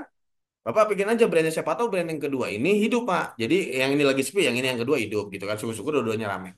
Nah itu Pak terakhir dari saya tipsnya kira-kira. Bagus. Siap. Makasih Pak Yudi ya. Sama-sama bagus, tetap semangat bagus. Nanti kalau mau ngobrol lebih jauh boleh nanti saya kasih nomor telepon di akhir. Makasih bagus. Silakan kembali ke dia. Oke. Nah, izin Pak Agus ini peserta dari mana Pak? Mohon maaf. Dari BSI Bu, Oke, siap. Salam untuk Bank Sentral rekan-rekan. Indonesia. Oke, terima kasih Pak Ya, Agus. Baik, mohon izin saya bacakan pertanyaan-pertanyaan yang sudah disampaikan Bapak Ibu di kolom chat. Lumayan banyak nih. Mungkin dari Bapak Ibu, kalau mau bertanya, nanti setelah saya bacakan beberapa pertanyaan ya, Bapak Ibu. Oke, ini dari pertanyaan, mohon maaf dari tadi Pak Sakri sudah, Pak Nurholis Gozali. Pak Yodi mau tanya bagaimana bisnis air isi ulang butuh modal berapa ya rata-rata. Kemudian sekalian ya Mas Yodi izin dari Ibu Yuli Hardianti bertanya untuk menghadapi persaingan bisnis itu seperti bagaimana ya Mas Yodi. Mungkin itu dulu Mas Yodi. Silakan. Baik Mbak Dia, terima kasih. Nah, ini kalau begini seru Bapak Ibu. Jadi Bapak Ibu hadirnya nggak sia-sia nih karena apa namanya saling sharing ya. Jadi mumpung, mumpung ada Mbak Dia, ada saya, monggo Insya Allah saya bisa jawab. Yang pertama mengenai bisnis isi ulang ya Bapak Ibu. Mhm. Pak, isi ulang banyak Bapak Bapak sebenarnya bisa ambil franchise. Ya, franchise itu enaknya apa sih? Franchise sebenarnya lebih ke tadi ya biasanya sudah ada halalnya, brandingnya sudah jadi Pak. Jadi begitu Bapak daftar bikin franchise-nya itu orang udah tahu dan Mhm. Bapak nggak perlu pusing mikirin sistemnya dan lain-lain. Tinggal jualan siapin tempat. Nah itu biasa starting ada yang dari mulai 80 juta sampai 200 juta Pak. Kalau yang paling mahal kalau nggak salah biru, biru itu 350 juta kalau nggak salah. Nah, biru itu udah terkenal di mana-mana ya, Pak. Sudah ada halalnya, ada aki dan lain-lain. Tapi kalau Bapak mau buat sendiri boleh. Nah, biasanya tanpa brand ya, bikin brand sendiri saja. Nah, itu modalnya bisa 20 30 juta, Pak. Gitu. Terus peluangnya gimana? Tadi isi ulang juga tetap bagus, Pak. Bapak. Jadi nanti selain isi ulang, kan Bapak bisa jual galonnya. Lalu juga Bapak bisa menjual air galon yang sudah ada merek. Misalnya mau jual air mineral, aqua boleh juga. Jadi satu paket. Tinggal siapkan tim untuk pengiriman. Terus gimana cara menarik pelanggannya? Kalau tempat saya ini Pak, tiap hari Jumat berkah itu orang boleh ngisi galon maksimal 2 gratis. Jadi akhirnya yang bukan pelanggan kan datang. Oh kalau dia isi ulang ini tiap Jumat gratis nih ngisi galon 2 gitu kan. Mhm. Tuh. Kalau nggak salah sekarang maksimal 5 kalau nggak salah. Tapi kan nggak tahu malu juga ya. Menang-menang gratis kita bawa 5 galon kan lucu juga. Jadi kita malu juga tuh. Tapi itu penarik namanya. Jadi orang Oke. datang kan, oh karena tiap Jumat dapat gratis 2 galon, masa iya hari biasanya nggak beli ke situ kan? Nah itu kan sisi trik marketingnya tuh. Ini cepat tuh. Tapi modalnya Pak, tadi kalau misalkan Bapak bikin sendiri itu biasanya pakai UV atau ini ya Pak, ultraviolet itu biasanya Bapak 20 sampai 30 juta Pak dengan setup tempat. Itu banyak. PR-nya kalau Bapak bikin sendiri lebih ke branding sih Pak. Brandingnya saja. Tapi kalau dari kualitas sama aja Pak. Yang franchise sama yang bukan itu sama kok kualitasnya. Karena mesinnya juga Ya, hampir sama rata-rata. Cuma yang bikin beda adalah mereka sudah ada branding itu aja. Nah, tapi kalau saran saya daripada Bapak ngambil franchise mahal-mahal ratusan juta, puluhan juta, mending bikin sendiri, tapi Bapak bikin rapi, dibuat branding yang bagus, nama yang bagus. Tadi tinggal kalian pakai seragam. Yang bikin masalah gini, Pak, kan air galon isi ulang itu yang jualnya 5.000, kenapa akhirnya jadi brand apa image-nya jelek? Karena tadi karyawannya pakai celana pendek doang, pakai kaos kayak nggak pernah mandi, pokoknya dekil. Sementara yang dijual kan air minum, nggak higienis jadinya. Jadi kalau Bapak bikin sendiri, dengan modal tadi misalkan 20-30 juta, ya karena di branding juga Pak, pakai kaos, pakai seragam lengkap, pakai sepatu rapih lah intinya. Jadi orang juga, oh ini jual minum air minum buat isi ulang, higienis tapi karyawan juga rapi dan higienis juga. Nah, jadi kalau nggak bikin diri, PR-nya hanya di branding saja, belum dikenal, tapi kalau Bapak menjalankan dengan promo-promo tadi, kayak misalkan tiap Jumat gratis untuk isi ulang 2 galon. Nah, itu akan menarik orang juga akan banyak. Apalagi kalau lokasinya belum banyak isi ulang ya. Karena kan sekarang bisnis isi ulang agak ini ya Pak, nggak banyak lagi kayak dulu. Kalau dulu kan menjamur, banyak yang tumbang. Jadi tetap prospek sebenarnya karena nggak banyak saingan. Misalkan di komplek ini belum ada isi ulangnya, Bapak boleh buka. Gitu. Yang penting tadi disiapkan dengan proper brandingnya dibuat kan. Misalkan air minum isi ulang berkah gitu kan. Dibuat rapi, orang pasti datang. Kelihatannya mahal kan. Nah, itu kira-kira begitu, Pak. Jadi, eh, kalau mau franchise boleh, itu sekitar, teman saya juga ada buka para franchise isi ulang, namanya Hydromat. Kalau nggak salah sekitar 80-90 juta ya. Tapi kalau biru itu 350 juta, Pak. Itu dengan pemakaian nama 3 tahun kalau nggak salah. Tapi saran saya, Bapak mending bikin sendiri, tapi di branding yang rapi. Tempatnya rapi, kasih brand yang bagus, karyawannya dikasih uniform, seragam, lalu bikin program antar, terus isi, isi 5 kali gratis 1 galon, terus Bapak bikin juga program Jumat Berkah, misalkan maksimal ngisi 2 galon per orang, itu pasti jalan juga. Kira-kira gitu Pak, untuk pertanyaan pertama Mbak Dia. mungkin itu Pak Nurholis Ghazali mohon izin Mungkin mungkin ada ada tanggapan, silakan Pak. silakan Pak Nurholis. Ah, sepertinya belum ada Mas Jody. Lanjut tadi pertanyaan dari Ibu Yuli Hardianti. Namun mungkin Ibu mau menyampaikan secara langsung Bu lebih jelasnya. Eh, iya Pak, ini saya belum punya usaha apa aja apa nih ya. Tapi Ya, jadi Bu. udah Gak keburu apa-apa. down lihat persaingan ini, lihat ini udah rame, lihat Oh ini iya. usaha ini udah rame gitu loh Pak. Baik. Mungkin ke mental kali atau gimana ya Pak ya? Ya, sebenarnya lebih tadi Bu, lebih di mental blocking ya Bu ya. Masih, wah takut nih, trauma ngeliat orang gagal tuh persaingannya gini. Bisa nggak ya kan gitu kan? Sama halnya kalau dulu saya di kelas suka bertanya gini, kalau orang jual bensin eceran depan pom bensin laku atau nggak? Kira-kira gitu. Nah, kira-kira laku atau nggak Bu? Orang jual bensin eceran di depan pom bensin, kira-kira menurut Ibu laku atau tidak? Ada lakunya juga sih ya. Ya Suka kan? ada yang apa mendadak itu apa yang Nah, kepepet ya. betul, orang buru-buru mau berangkat kerja belum isi bensin begitu ngantri banget kan, ah beli bensin eceran ya kan ada. Nah, POV-nya kan beda Ibu. Kalau mental blocknya sudah terbentuk kan, wah nggak mungkin nih. Tapi kalau kita ngeliat sisi yang lain, ternyata mungkin. Nah, baik lagi, menyiasatinya Bu, kalau takut dengan persaingan, pertama, Ibu usahanya atau produknya mesti punya unique selling point. Mesti jelas nih, punya pembedanya apa. Terus kedua, targetnya jelas Bu. Target marketnya jelas. Misalkan gini, contoh ya, ibu mau bikin cucian mobil. Yang pertama, sudah ketemu nih usaha mau bikin cucian mobil. Ibu tentukan dulu target marketnya. Mau cucian mobil untuk kelas yang mana? Mobil mewah kah, menengah ke atas, atau mobil menengah ke bawah? Kalau menengah ke bawah sampai angkot dan lain. Kenapa? Berimbas kepada harga kan Bu? Harganya, brandingnya, promonya nih. Jadi pertama, setelah ibu temukan usahanya atau produknya, tentukan target marketnya mau kemana jualannya. Jadi kalau contoh cucian mobil, saya mau bikin cucian mobil yang harganya 50 ribuan. Otomatis kan menengah ke atas ya, Bu. Nggak mungkin yang ke bawah nih. Oke, Ibu mapping di sekitar situ yang jual cucian mobil menengah ke atas tuh harga 50 ada berapa banyak cucian sih? Ibu cek, datengin lah. Kira-kira apa bedanya ya cucian mobil A, B, C, C. Nah, di sini karena banyak pesanan, Ibu tentukanlah unique selling point-nya, pembedanya apa nih? Oke, kalau di saya nyuci mobilnya saya, kalau hujan garansi 24 jam, kalau hujan gratis nyuci lagi. Kira-kira rugi nggak Bu? Kalau gitu bikin promonya. Ini kalau saya Kalau nyuci di tempat Ibu, nyuci mobil, uh, dikasih garansi kalau 24 jam hujan, hujan balik lagi balik lagi gratis. gratis nyucinya. Menurut Ibu rugi nggak? Enggak sih Pak, buat apa, biar loyal aja ininya. Oke, selain biaya loyal apalagi Bu? eh, Sama-sama menguntungkan gitu. Jadi kalau dia kotor lagi nggak rugi gitu, nggak merasa Oke. udah keluar duit. Sebenarnya kan kalau kita lihat, wah, kok rugi nggak sih orang dikasih garansi 24 jam kalau dia hujan nyuci balik lagi. Kita rugi dong nyuciin mulu. Nah, kenyataannya saya nih Bu, saya di tempat saya ada yang gitu Bu, garansi 24 jam kalau hujan balik lagi nyuci gratis. Kenyataannya Bu, pas hujan mau balik lagi juga males Bu. Bener nggak Bu? Malah kadang-kadang, ah kalau nyuci sini aja, entah kalau hujan kan gratis nyuci lagi. Tetap aja Bu, besoknya hujan atau malamnya hujan mau balik lagi nyuci itu udah males. Iya, putar arahnya susah Jakarta. Iya, terus kedua, kadang-kadang kita gila mau nyuci, kitanya keluar kota atau kemana kan nggak jadi, lewat lalu 24 jam. Jadi mungkin dari 10 itu yang balik nyuci bener, mungkin satu. Nah, tapi kan itu jadi teknik promosi yang berbeda, Bu. Itu yang bisa melawan persaingan dengan yang lain. Karena yang lain standar aja tuh.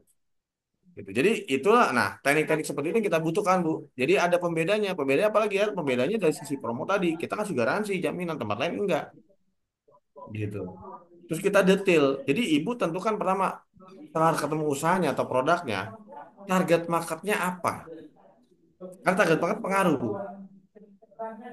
Target marketnya dulu, karena dari target market kita pengaruh kan ke brandingnya, ke promosinya, ke cara gini. Kalau ibu jual yang 50.000, nyuci mobilnya, sama yang paket lengkapnya 100.000, otomatis kan uang tunggunya ibu harus kasih tempat yang oke, ada AC-nya, ada WiFi-nya yang nyaman kan. Karena ini kasih yang dijual kan itu, apa experience-nya, customer experience yang dijual. Tapi kalau ibu jual nyuci mobil apa 30.000, 40.000 udah paling mahal dah.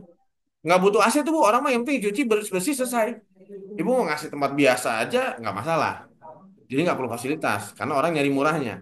Tapi kalau orang beli kualitas, nyari customer journey, berarti kan ibu mau siapin yang tadi. Nah ini makanya dari awal ibu biar nggak kejeblos atau kalah dengan persaingan, ibu tentukan dulu target market ibu yang mana nih, kelasnya mana.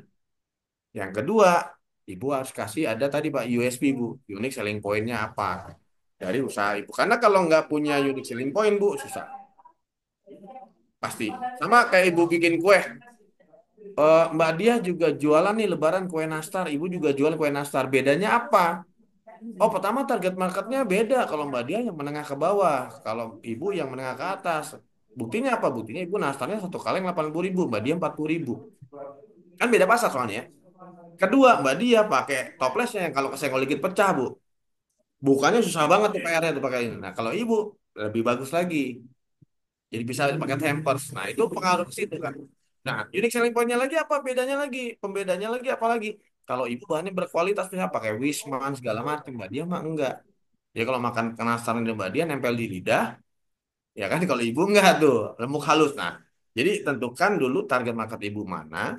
Kedua, cari unique selling point-nya. Kira-kira pembeda usaha ibu apa? Atau tadi misalkan ibu buka sama-sama buka laundry, kan saingannya banyak mas. Ntar gimana saya ngelawannya? Oke, ibu biar tahu ngelawannya, ibu cari tahu triknya apa yang mereka pakai si promo. Tadi saya bilang namanya mapping bu. Ibu datengin, ibu buka laundry nih. Ibu cek di sekitar tempat ibu berapa laundry. Datengin bu di mapping. Nah pada saat datang ibu lakukan ATM, amati, tiru, modifikasi. Ibu amati nih. Oh laundry pertama harganya 5.000. Tapi ternyata dari sisi konternya aja berantakan. Yang jaga kayaknya suami istri terus anaknya ada di cucian kotor lagi guling-guling kan udah nggak oke tuh kan itu kan. Pantesan harganya 5.000. Udah gitu nyucinya dicampur. Datang ke laundry kedua harganya 7.000. Cuciannya dipisah, nyucinya dipisah. Konternya udah agak rapi, tapi eh, masih agak mahal. Tapi nggak sesuai dengan saya. Ibu datang ke ketiga, oh yang ketiga harganya misalkan per kilo 10.000. Tapi begitu datang ke konter, konternya rapi, karyawan pakai seragam, ada greetingnya, pakai mesin kasir, semuanya tata rapi, cuciannya dipisah, dapat wangi, packingnya bagus, kan beda-beda kualitas dulu. Nah, ibu tinggal ambil, oke, kalau gitu saya ngambil di pasar yang mana ya? aset. Nah, yang program bagusnya ibu tiru, ibu modifikasi sesuai dengan ibu. Jadi pertama ibu tentukan dulu usahanya atau produknya apa, lalu tentukan target marketnya. Setelah target market ketemu, ibu cari USP-nya apa. Nah, yang terakhir, yang paling penting, ibu harus ada role model. Kalau ibu buka laundry, ibu cari laundry yang kira-kira jadi referensi ibu apa sih? Yang mana nih? Kalau ibu mau buka kuliner, misalkan mau buka ayam geprek, cari ayam geprek yang oke apa nih? Referensinya apa? Kalau ibu mau buka fried chicken, cari referensinya apa? Oh, saya mau referensi dari The Kriuk deh, atau dari The Sabana, atau mau dari The Besto. Jadi harus ada role model juga, Bu, untuk kita nyontok. Gitu kira-kira. Gitu, Bu Yuli, Ya, kira-kira, Bu Yuli. ya, ya. Cukup, Bu? Apa ada yang mau ditambahkan atau mau ditanyakan lagi? Cukup sih Pak. Mungkin harus mulai dari survei dulu sama ini kekuatan mentalnya dulu. Ya, saran saya kalau ibu masih baru mau mulai, mental masih kuat, mulai dari yang kecil dulu aja, Bu, yang modal kecil. Atau ibu bisa mulai dari rumah. Misalnya tadi Hmm. di rumah dulu buka bikin agen apa PPOB, pulsa atau AR Sulang atau galon kan santai. Yang nggak beratnya apa kan nggak nyewa tempat, Bu, di rumah, bener nggak, Bu? Ya, Kalau ada yang beli lain nggak ada ya udah.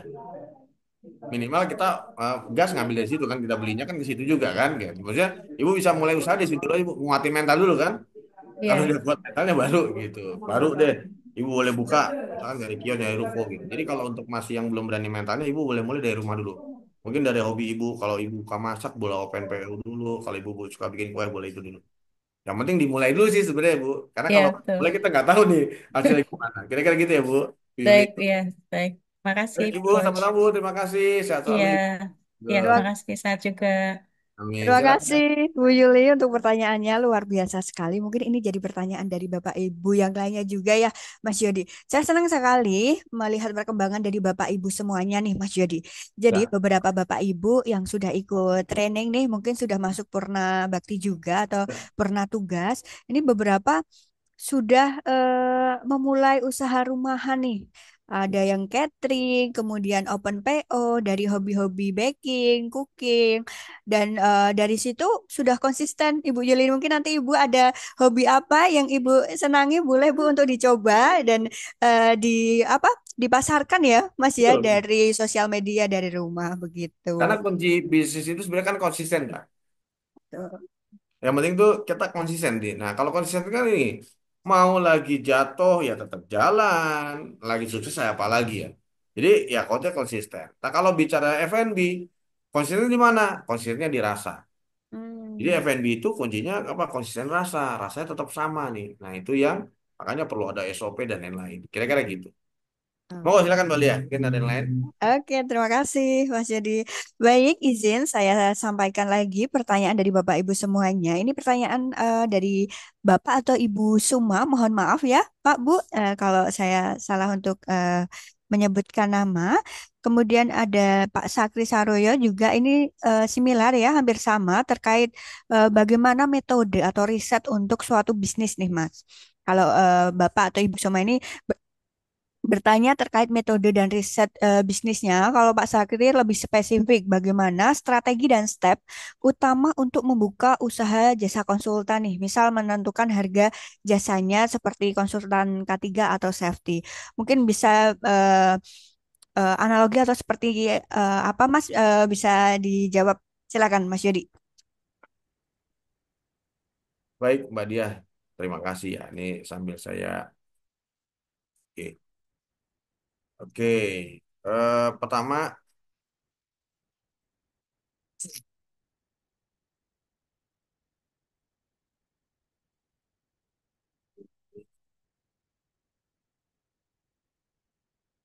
jadi kalau dari pertama stepnya ya menentukan rencana planning bisnis Bapak Ibu, riset mapping bagaimana. Pertama ya tadi pastikan pada saat mapping Bapak Ibu, mapping usaha itu kita lihat dulu eh, bisa dilihat dari peluang yang ada, ya peluang yang ada, atau juga kita bisa lihat dari persaingan yang ada juga.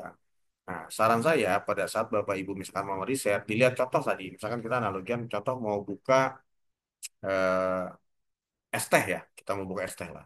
Kita cek nih di area kita kita mapping radius 2 atau 3 kilo di area kita itu ada yang jualan es teh atau enggak nih.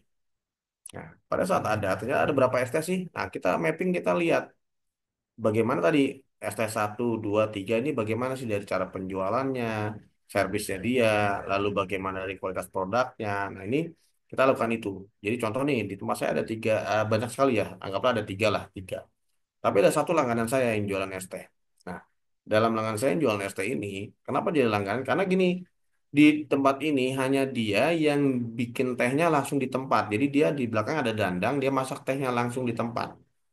Masakan tempatnya, lalu setelah jadi tehnya, gulanya dipisah. Jadi kalau orang beli, mau gulanya berapa? Mau less sugar, mau normal sugarnya, atau mau over, esnya mau berapa banyak. Jadi tehnya itu pure teh belum dikasih gula. Jadi selalu fresh. Jadi kalau kita yang mau yang nggak terlalu manis ya kita minta less sugar.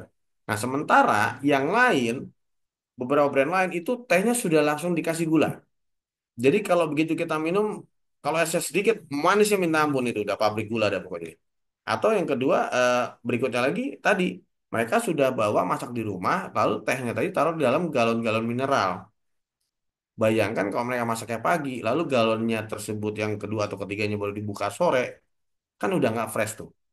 Nah, jadi kita tahu nih kelemahan kekurangannya apa sih. Jadi pada saat riset itu kita lihat tadi kekurangan kelebihan dari masing-masing kompetitor apa sih. Nah, kita catat, kita cari peluangnya, kita bisa masuk di mana. Kita lakukan itu. Lalu perencanaan seperti apa tadi? Setelah Bapak Ibu tahu, oke, saya mau buka es teh. Bapak Ibu riset nih, perlu ambil franchise atau mau bikin sendiri? Kalau bikin franchise, apa kelebihannya, apa keuntungannya? Kalau bikin franchise, kelebihannya ada sudah brandnya sudah terkenal. Terus SOP dan lainnya, operasinya sudah diajarkan. Kita nggak perlu riset lagi, tinggal buka jualan.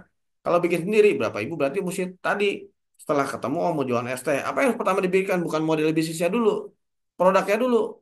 Berarti kita trial error. Kita bikin ST-nya nih, lakukan. Udah oke belum ya? Kita lakukan test food.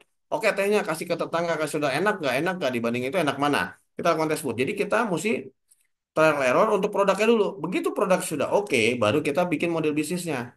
Mau gimana nih? Kita kan, oh saya mau bikin counter, oh saya mau bikin booth biasa, oh saya mau bikin kios, baru ke situ perencanaan bisnisnya. Jadi usahakan baru nanti setelah oke, produknya oke, kios sudah jadi, manpower. Orangnya gimana? Mau turun langsung atau mau cari karyawan? Kalau mau cari karyawan bagaimana? Begitu karyawan ada, kalau bisa dampingi di awal biar tahu. Kita juga tahu. Jadi proses bisnisnya sama pengelolaan kita juga harus tahu jangan hanya karyawan. Karena kalau karyawan hanya yang tahu, kita nggak tahu begitu karyawannya berhenti atau sakit, bisnis nggak jalan. Jadi minimal kita tahu juga. Nah, jadi lakukan seperti itu. Jadi karyawan sudah bisa, baru kita kasih delegasi. Karena kalau kita nggak bisa mendelegasikan, percuma juga. Kalau kita delegasikan 100% tapi kita nggak tahu bisnisnya, yang ada nanti terjadi fraud atau cheating, kita nggak tahu. Nah, jadi pada dalam perencanaan bisnis tadi, pertama tadi tentukan dulu produk atau usahanya apa. Lalu kita pelajari dulu, ya kan, produknya bisa nggak tentukan produknya sampai dapat sampai oke nih. Baru kita tentukan model bisnisnya mau ngapain nih, mau dalam bentuk apa model bisnisnya. Selanjutnya baru kita berikan manpowernya, manpower siapa yang kita jalankan. Terakhir adalah controlling. Makanya saya selalu saran, kalau buka usaha pertama kali itu jangan jauh dari rumah. Jangan rumah di Jakarta Timur, bukan di Jakarta Barat. Jadi usahakan yang dekat dari rumah atau yang sejalur dengan kantor. Biar apa? Biar kalau ada suatu saat kita tetap bisa kontrol untuk usaha tadi. Jadi bisa sering kontrol karena kan kuncinya dikontrolin. Itu pertanyaan yang pertama. Yang kedua, untuk jasa konsultan, bagaimana nggak bentuknya? Bapak Ibu boleh Bapak boleh awal mungkin bisa memberikan ini coaching atau free konsultan untuk beberapa teman-teman yang membutuhkan, Pak. Lalu Bapak boleh cek rate-nya. Bagaimana cara cek rate-nya? Bapak boleh iseng-iseng nanya nih, banyak sekali iklan-iklan jasa konsultan, Pak. Bapak boleh cek ombak aja, Pak. Saya mau tanya dong konsultan gini berapa rate-nya. Jadi Bapak boleh cek ombak tuh, Pak. Bapak cek. Boleh nggak minta public rate-nya? Rate card-nya berapa ya kalau konsultan? Misalkan oke, Pak, kalau konsultasi cuma lewat telepon 30 menit 5.000. Kalau tatap muka 1,5 untuk 1 jam. Kan Bapak baru tahu nih. Nah, dari patokan harga tadi yang Bapak cek ombak, saya aja sering Pak. Saya kalau mau bikin paket proposal atau file segala macam, saya biasa cari brandnya, beberapa brand, terus saya coba kontak customer service-nya atau marketingnya, saya minta proposalnya. Jadi saya tahu nih, oh begini ya harganya, oh cara ngesetnya begini gitu. Jadi Bapak untuk menentukan harga konsultan tadi, Bapak boleh juga cek ombak ke beberapa konsultan, cek marketingnya, minta proposalnya, minta rate card-nya, nanti Bapak tahu perbandingan kan. Nah, kita begitu mau buka, kita bisa kasih harga di bawah mereka atau harga promosi. Yang penting dapat klien dulu.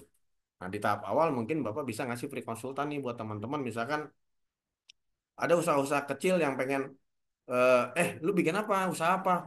Ya nih gue mau buka rumah makan nih gitu kan. Di mana nih ada ruko 3 tingkat, kebetulan ada rezeki mau bikin rumah makan. Udah dibikin belum K3-nya? Sini gue kasih deh free konsultan untuk pengen K3-nya kan Bapak gitu loh.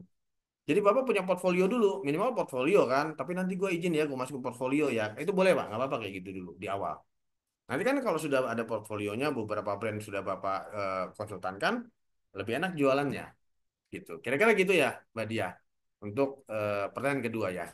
Lagi seperti itu. Silakan kembali ke Mbak Dia. Oke, terima kasih Mas Yodi. Itu tadi jawaban pertanyaan dari Bapak atau Ibu Soma dan juga Pak Sakri ya. Mohon izin. Eh, Mungkin tadi sudah dengan Pak Sakri ya Mas, yang terkait harga jasa misal. Atau saya akan bacakan juga pertanyaan dari Pak Agus Hermawan. Coach, terasa persaingan jual marinasi dan Suaranya nggak ada ya Mbak? mohon maaf. Halo, apakah suara saya terdengar dengan jelas, Bapak Ibu? Nah, Mohon maaf.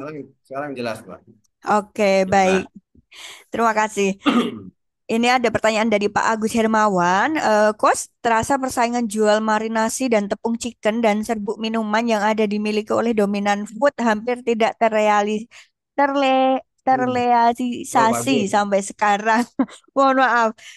Mungkin Pak Herman mau bertanya langsung kepada Nah, Coach Yodi biar Pak- makin jelas nih, Pak Herman. bagus mana bagus. Pak Agus, salam Pak Agus. Iya, Assalamualaikum. Waalaikumsalam. Waalaikumsalam. Wah, fotonya mana Pak? Maaf, bos. Mana fotonya Gini, nggak ada ini? iya, ada aja di rumah. Nah, Nah, itu kan yang tadi diterangkan itu sesuai dengan Bapak yang ya. diajarkan. Ya, udah saya lakukan semaksimal mungkin lah itu kan. Ya, Nah, ke sana kemari untuk sebagai apa itu promosi lah. Gitu nah. kan ya, Pak. Promosi apapun itu yang sudah kerjakan. Ternyata saya loading ke bagian invest itu apa namanya eh, perdagangan itu buah-buahan Hmm. seperti sayur-sayuran lah gitu. Oh, Jadi belok lagi seolah-olah sekarang. jadi dua dua dua tempat. Jadi alhamdulillah lah ini Iya, iya. jalan mungkin itu juga jalan. Cuman Nah, yang saya pedomani itu memasalah itunya marinasi sama ini enggak. hmm. Aduh saya bingung kemana ya untuk menuju ke arah yang lebih optimal gitu kan. Jadi saya merasa diem tapi yang satu ada sampingan lebih Jalan. jelas gitu, lebih enak gitu. Jadi ada dua dua sisi Ya, ya. masuk, yang Ada satu dua, masuk, ada yang dua satu. keran bagus. Ya betul. Baik, bagus. Eh, Ya Coba di packing Pak. Karena ya kemarin memang, betul. saya yang di Surabaya itu di packing Pak. Jadi karena dibikin packing ternyata yang lebih laku Ya kalau di kalangan rumah tangga itu di warung-warung ternyata lebih laku packingan yang seperapatan sama 1/2 kiloan. ya Jadi sudah di, bo- sudah ah, di, sudah di sudah box. dilakukan ya. Udah, Bapak udah Ya bikin berapa packingan paling kecil? udah. Yang kecil ada nanti dipotoin lah Boleh, boleh, boleh, ke boleh. Nanti bapak. WA, Pak. WA ya. Nah, Nah, jadi iya sekarang ya. ternyata yang Alhamdulillah lebih itu laku terjual itu juga. dijualnya itu memang banyakan yang Ya packingan kecil. Dan gini Pak, eh, Bapak coba daftar ke kecamatan sebagai UMKM binaan. Nah, ya nanti dengan siap. surat UMKM itu Bapak bisa masuk ke minimarket. Yang Surabaya itu sudah Oh bisa iya masuk tuh iya. Pak. Kalau nggak salah saya yang Maklon Surabaya dia udah bisa masuk ke Indomaret. Jadi tepung tepung Ya, ini ya, tepung marinasinya, biang ya udah bisa masuk ke ini Indomaret. ya betul. Masyarakat. Jadi Bapak Ya, coba ya. ini Pak, apa namanya? NIP udah ada belum Pak Agus? Udah bikin Belum, NIP belum? belum. Ya Biasa. udah. Nanti gini, Jadi mentok nih. eh, jadi Pak Agus coba ke kecamatan. Ya Kan udah betul. ada produknya ya, produknya udah ada, Ya, packing udah udah. oke semua, perizinan ada. Udah, Tinggal ke blender udah udah aman. sip lah. Tinggal Ya ke aman. kecamatan, Bapak Ya, mendaftar sebagai UMKM kecamatan. Nah, ya, nanti siap. dari situ Bapak dapat surat tuh Pak, surat keterangan UMKM. Terus Bapak Ya, bisa sekalian minta dibikin NIB Pak. Nanti sama ya. kecamatan diajak nih Pak masuk ke minimarket. Jadi untuk dibantu pemasarannya. Jadi bisa Betul. naro-naro di beberapa minimarket. Kalau yang kemarin tuh Surabaya kalau nggak salah udah bisa masuk ke Indomaret. Ya itu yang saya Surabaya, aduh, Ya, saya kalah. masa kalah tuh. Bapak ke ini ya, nanti ke kecamatan Ya eh, betul. mendaftar sebagai UMKM, karena kan Bapak udah ada produknya, jadi Bapak mendaftar ke UMKM Ya, eh, untuk sebagai UMKM binaan kecamatan. Bapak bawa sampel produknya Dominan Food, lapor ya, bahwa saya punya produk ini Pak, saya mendaftar sebagai UMKM setempat. Nanti Bapak dibikinin surat keterangan UMKM, lalu minta diuruskan NIB Pak. ya, ya, Nah nanti kalau itu nanti dibantu Pak, diajakin pameran, diajakin masuk ke ini juga ya, ke retail-retail. Nah itu lebih enak, lebih jalan. Kalau buah-buahan kan nggak usah ya, tapi ya, kalau ini kan karena kan tahan lama ya Pak, jadi bisa ya, masuk ke beberapa retail. ya, Kayak gitu. Nanti Pak Agus WA ya, ya, WA ke saya ya Pak. boleh. Kabarin, jangan enggak. Nanti Ya kontak. boleh ya, nanti saya WA ya. Siap, ya. Ya Tapi siap. urus ke Maaf, UMKM ya Pak. maaf ini. Bapak tapi urus Jadi ke saya UMKM ya. punya punya dua dua itu perusahaan. Mantap atau jadi Alhamdulillah orang tua itu kan keren. ya, Keren. Siap. malu ini nggak laku yang ini gitu yang saya tadi Yang yang mana diterangkan. aja jalan Pak, karena kan kita Ah, belum tahu mana yang akan jalan. Ada yang jalannya cepet, ada yang jalannya kan agak lambat. nah Yang itu penting ya action aja sih Pak. Kalau tadi kan action ya jadi masih ragu untuk memulai. Nah kalau Bapak kan udah betul berani untuk memulai. Tinggal prosesnya ya kan ada yang cepet, ada yang enggak. Ada nah juga itu. tadi Pak Agus yang Jangan pertama. menyerah ya. Iya, Pak Ya Agus yang intinya pertama. jangan menyerah. Jangan menyerah betul Pak. Pak Agus yang pertama malah Ya. udah setahun outletnya turun naik sepi ya gitu. Jadi penting udah mulai terus tetap semangat Pak. Jangan menyerah itu kan itunya. Ya Bapak Ya PR-nya betul. berarti kalau sudah ada Siap. produk sudah oke, Bapak tinggal bikin NIB kan nanti kan. NIB karena Ya NIB itu betul. OSS nanti kan masuk ke yang lain lah, perizinan lain Pak biar bisa masuk ke retailnya gitu. Nanti Bapak Ya ya udah. ke kecamatan bawa produknya, sini produk saya Ya mau mendaftar sebagai UMKM dari ya kecamatan ini gitu. ya Nanti ya. insya Allah pasti dibantu. Bagus. Makasih ya atas. Nasihat Ya bagus, salam buat makasih. Ibu. Ya sama-sama. Ya Enggak, Pak Dedi. Ya enggak, makasih. silakan. Baik, kembali ke Oke. Mbak Dia, silakan Mbak Ya. Dia.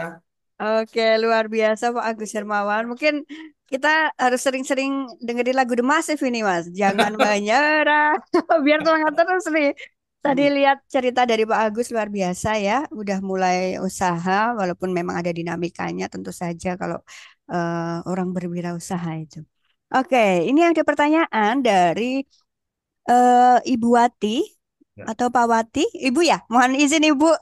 Ya, Ibu Pak, Ibu Mbak Iya, Hazan. silakan. Monggo kalau mau ditanyakan langsung Bu Wati.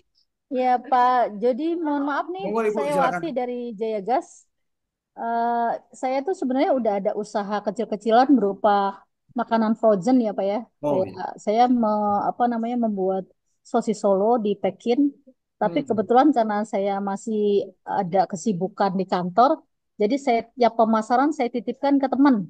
Saya Hmm. hanya buat sesuai dengan pesanan, paling dilebihkan setiap ada pesanan 100 piece, saya bikin antara 300 piece lah. Hmm. Yang 100 piece untuk menuhin pemesanan, yang 200 yang 100 lagi untuk diputer, yang 100 biasanya dibagi hasil gitu loh. Ini Eh, koordinasi ya. untuk apa konsinyasi sama temen gitu loh ya. Nah, itu sampai saat ini ya ya belum berkembang banget karena keterbatasan waktu saya untuk pembuatannya itu ya Pak ya. Iya. Ya itu eh, dalam rencana mungkin nanti kalau saya sudah nggak aktif kerja lagi ya mungkin akan saya seriuskan. Tapi saya ada pikiran kebetulan ada apa namanya bisnisnya suami kan ada di keluarganya itu kan ada plastik loh Pak Oh pengadaan iya. apa sih namanya alat-alat bikin kue plastik Toko dan plastik dan sebagainya. kebutuhan kue ya Bu ya, alat Ya, kue ya. kebutuhan seperti itulah plastik ya macam-macam lah Pak. Terus Ya, ya. rencana saya di Jakarta ini eh, karena udah tahu channel-channelnya ya akan buka seperti itu gitu rencananya. Tempat kebetulan saya ada tempat di satu komplek gitu ya. Jadi biaya untuk tempat itu nggak bayar lagi ya Investasi istilahnya. awalnya lebih kecil Udah ya Bu free ya. lah. Ya.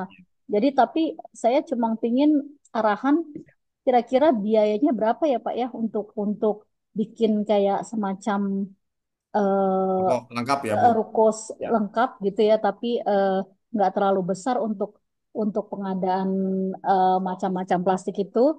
Sama langkah-langkah awalnya kira-kira gimana ya Pak untuk pemasaran promonya atau gimana? Saya minta arahan ke Pak Yodin yang udah pengalaman nih untuk Baik, bisnis Ibu. bisnis bisnis yang lain kan. Saya lihat tempat Bapak tuh udah maju sekali gitu. Baik, Atau Bu saya Wati. ada training-training terbaik gitu loh buat saya ikutin di hari-hari libur atau secara online gitu. Itu Itu aja nanti sih Mbak, Pak. Mbak Dia Mohon itu, Bu. bantuannya. Siap, Makasih siap, Pak. Bu. Nanti Mbak Dia itu, Bu, yang menyiapkan trainingnya. Oke, oke. Oke. Ya itu Baik, aja Bu Pak. Wati. Ya, Terima kasih, Bu. Jadi gini, Bu. Pertama, kalau Ibu langkah pertama itu kalau mau Ibu mau buka ya, mau buka ya. toko plastik atau kue, itu memang selalu ramai ya, Bu, di mana-mana. Nah, di tempat saya aja, Bu, itu ada 3 toko kue.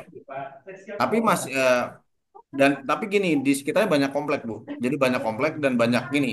Karena toko kue itu kan targetnya selain kita, ibu-ibu yang pengen bikin kue di rumah, kan juga buat yang kulakan. Betul ya, Bu ya? Betul, Yang betul. kulakan kan mereka belanja nih. Jadi ibu bisa lihat pertama mappingnya gini. Ibu kalau mau buka tempat itu, kira-kira banyak gak sih yang jual-jual kaki lima? Kayak jualan es teh, jualan kue, jualan donat, segala macam pinggiran jalan.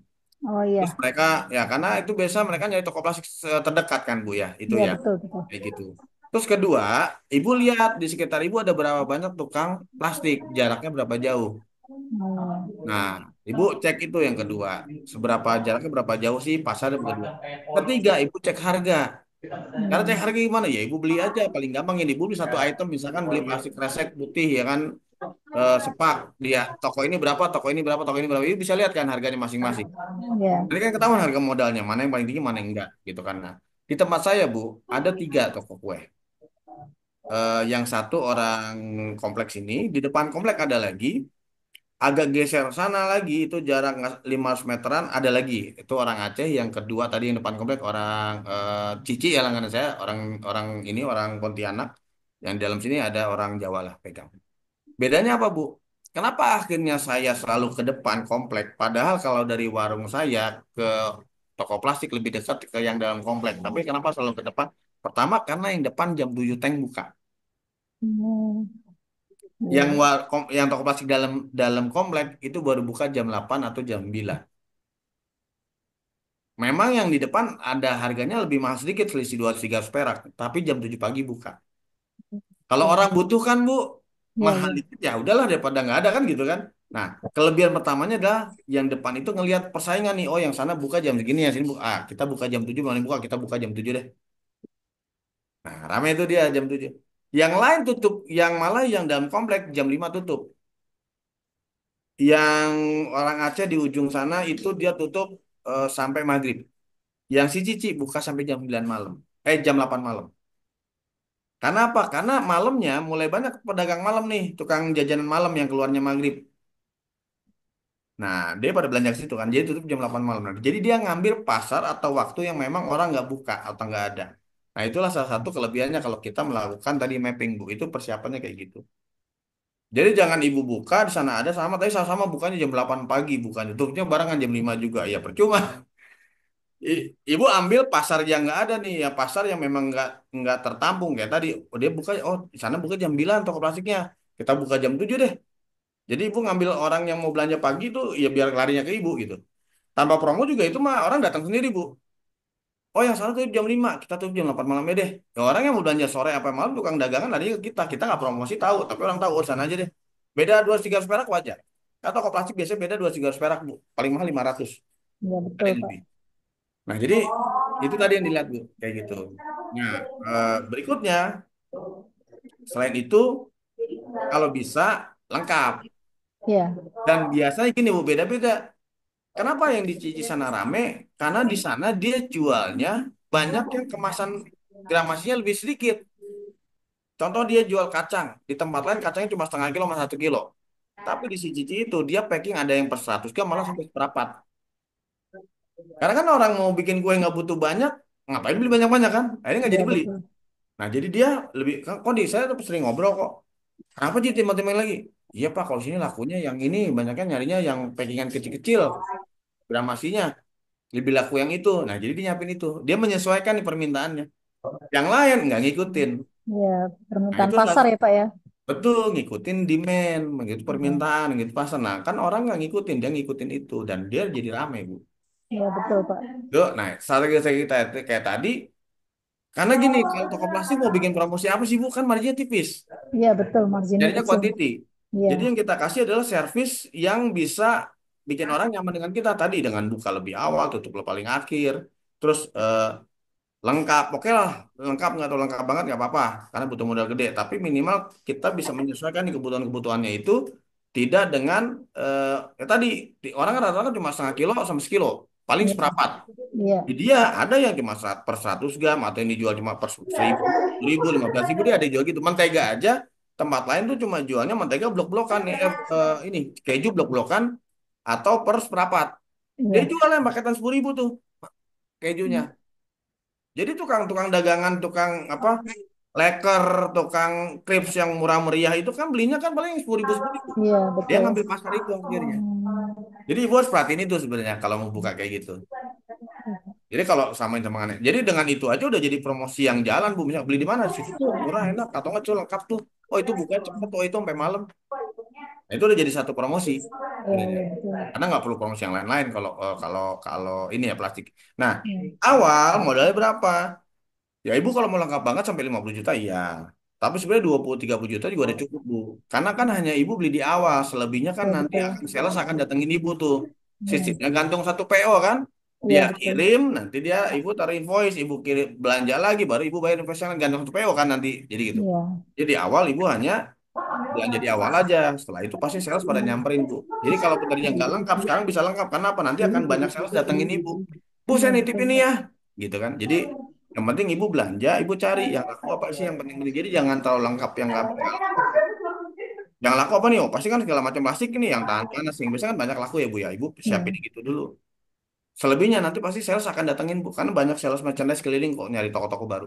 iya betul, betul. Itu kira-kira. Kayak Pop Ice tuh, Bu, dijual rencengan, Milo itu laku banget, Bu. Hmm. Baik kalau di situ banyak-banyak ini, Starling kan, oh pasti ke situ mulu belinya. Iya, Jadi gitu Bu kira-kira. iya. Mm. Mulainya Bu Ati. Iya. Ini makasih banyak Pak Jody untuk Sama-sama Ibu. pencerahannya. Udah agak Sama-sama Ibu kebuka ya. nih. Jadi udah dapat gambaran ya, paling enggak Ya, ya. udah. Kalau mau Ya. buka, risetnya gimana kira-kira. Ya, oke siap. Tapi Baik kalau Ibu. misalnya, Pak, kalau Ya, misalnya itu di dalam saya jual plastik itu juga di depan itu saya jual kayak branding teh botol gitu, boleh takutnya banget, nggak apa-apa Bu. itu nggak Malah masalah Pak, di tempat double ini kan. enggak di tempat saya malah tempat itu langganan saya dia di depannya kalau pagi disewa sama tukang ini es teh gerobakan. Oh, Kalau sore sampai malam tukang donat oh, gerobakan di depan. Jadi dapat masukan lagi tuh dia iya, bulanan. iya. Nyewanya 700 sebulan. Ya, Pak. Aman-aman aja, Bu, nggak apa-apa. Nggak apa-apa ya Pak ya. Nah, oke, makasih banyak Pak Jody. Sama-sama, Makasih. Bu Ati. Oke. Nah, Sehat selalu, ya, Bu. sip, makasih. Silakan. Makasih Balik juga ke, Mbak Dia. ya, Terima mari, Ya, Bu. kasih. sama-sama Ya, Ibu. Balik ke Bu makasih. dia. Ya. Ayo. Oke. Mas Jody mohon izin karena waktu tuh sudah menunjukkan pukul lebih dari pukul 3, tapi ada beberapa pertanyaan dan ini sepertinya Pak Ponimen mau bertanya apakah masih dipersilakan atau kita persingkat aja? Monggo, silakan, Mbak. Oke, mohon izin waktunya ya Mas Jody ya, mohon Silakan, maaf. silakan. Baik, mungkin Pak Ponimen ini ada penanya langsung terakhir ya. Silahkan mungkin bisa dipersingkat ya Bapak untuk pertanyaannya Oke, agar saya bisa membacakan yang lainnya yang tersisa. Silahkan oke, Pak Ponimen. terima kasih Pak Yodi dan Ibu Siap. Dia.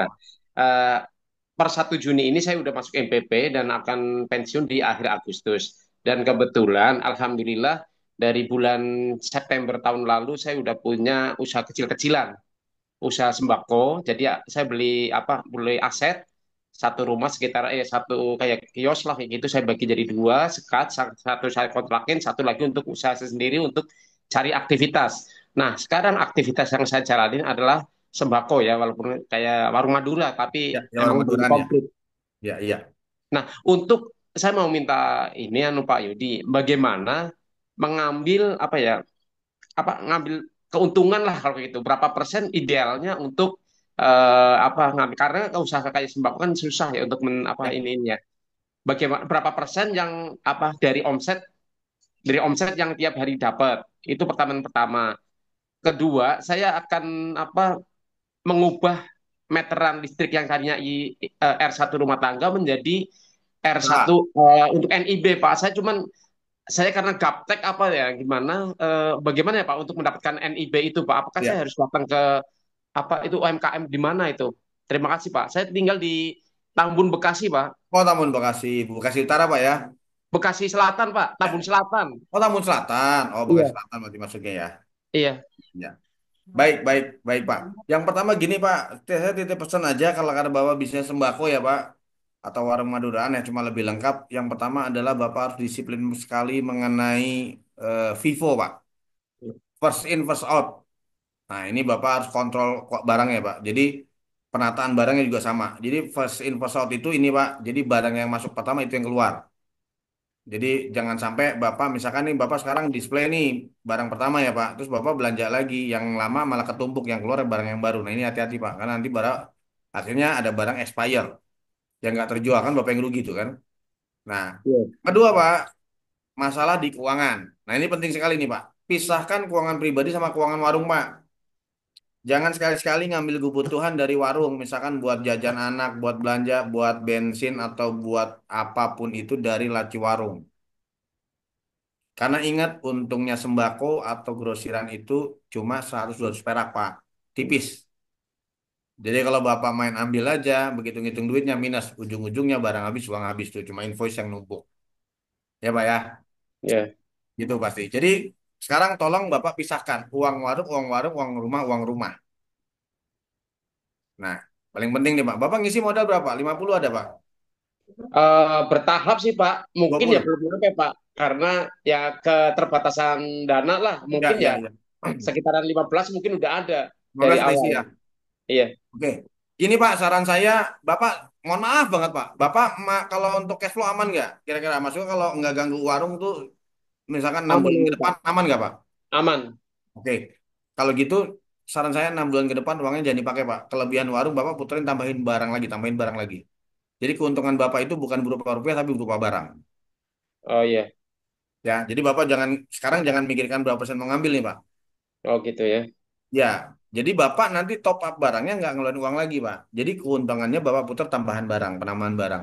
Jadi kalaupun misalkan sekarang, oke sekarang isi warung berapa total, Pak? Isi warung aku totalnya 30 juta nih sekarang. Kan awalnya 16 juta, 16, 15 juta. Berarti Bapak udah punya margin 15 juta tapi dalam bentuk barang. Ya, sementara sebenarnya untuk operasional kayak pembayaran listrik aja sih saya amannya Oh, gitu aja Pak. oke, kalau itu nggak apa-apa, Pak. Kalau buat listrik tempat nggak apa-apa. Tapi maksud saya jangan dipakai untuk kebutuhan rumah tangga. Misalkan Bapak masih buat anak atau buat apa itu jangan. Gitu. Jadi Iya, iya, maksudnya benar-benar memang untuk kebutuhan warung Pak atau misalkan Bapak ada karyawan gaji karyawan boleh karena kan itu operasional warung ya itu aja. iya, iya, Tapi selebihnya jangan dan saran saya kalau Bapak aman tadi ya mohon maaf gitu ya cash flow-nya aman berarti 6 bulan ini kalau bisa untungnya jangan Bapak ambil tapi puterin tambahinnya ke barang. Jadi iya, Bapak iya, bisa lebih lengkap. Kecuali kalau tadi ya Pak, kecuali memang Bapak, wah saya butuh Mas dari ini ya boleh monggo Islam. Tapi kalau enggak silakan ngobrol sama istri. Salaman jangan diganggu ya. Pokoknya lebihannya kita jadi barang dulu deh. Gitu. Jadi nanti barangnya lebih lengkap. Hmm. iya. Terus Pak, ini yang agak berat nih. Keluarga ngambil apapun di situ bayar. Insya Allah bayar Pak. Ya, soalnya gitu Pak. Biasanya kalau di warung kelontong itu, apalagi kalau orangnya di rumah ya. Bapaknya Iya, ngerokok kan, ngambil rokok di warung sebungkus. Udah hilang udah untungnya. iya, iya, Karena kan iya, untung rokok satu sop kan cuma satu bungkus Pak, gitu untungnya kan bisa iya. beli. Untungnya Karena kan tipis sedikit sekali. ya batang lah.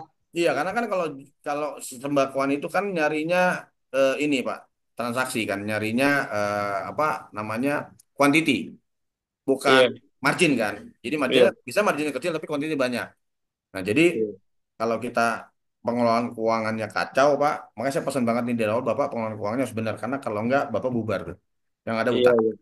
Saya Nanti juga kan kalau waktu itu Bapak Pak. berjalan kan orang sales akan datang mulai nitip Iya, konsinyasi. iya betul. Ini dipisahkan uangnya, Pak. Jadi jangan sampai pada saat Bapak mau bayaran, baru uang penjualan hari itu buat bayar semua. Nah, ini yang bikin repot. Jadi Bapak harus Oh, nih, Bapak rekap. Makanya gini, Bapak rekap. Oke, misalkan saya nitip roti nih Pak, udah habis berapa? Kalau ada yang beli ya nanti Bapak bisa akhir tutup toko, dihitung mana yang kejual ini, pisahin uangnya. Jadi pada saat tagihan uangnya memang ada. Permasalahannya adalah gini, setiap pada tagihan, jangan bayar dulu ya, soalnya ntar besok nih mulai kita boleh bayar tagihan ya. Jadi 1 2 hari itu ngumpulin buat tagihan, itu repot. iya, iya. Jadi barang-barang dari supplier kalau terjual Bapak kirim, Bapak bisa pisahkan uangnya nih. Jadi pada saat tagihan Bapak aman. Emang awal agak ribet Pak, agak berat, tapi nah kalau udah jalan udah oke. Iya. Awal Saya doang ya. juga, Hmm. uh-uh. Saya juga itu juga Pak, apa untuk kayak top up segala macam yang tadi Iya kan? disampaikan kayak Nah iya, apa ya top up, PLN segala macam iya kita boleh. e-wallet, iya kan? Nah itu Wallet, apalagi Pak? wallet ya. Ya, malah kalau bisa Bapak pakai ini Pak, pakai mesin kasir buat warung Oh, beda.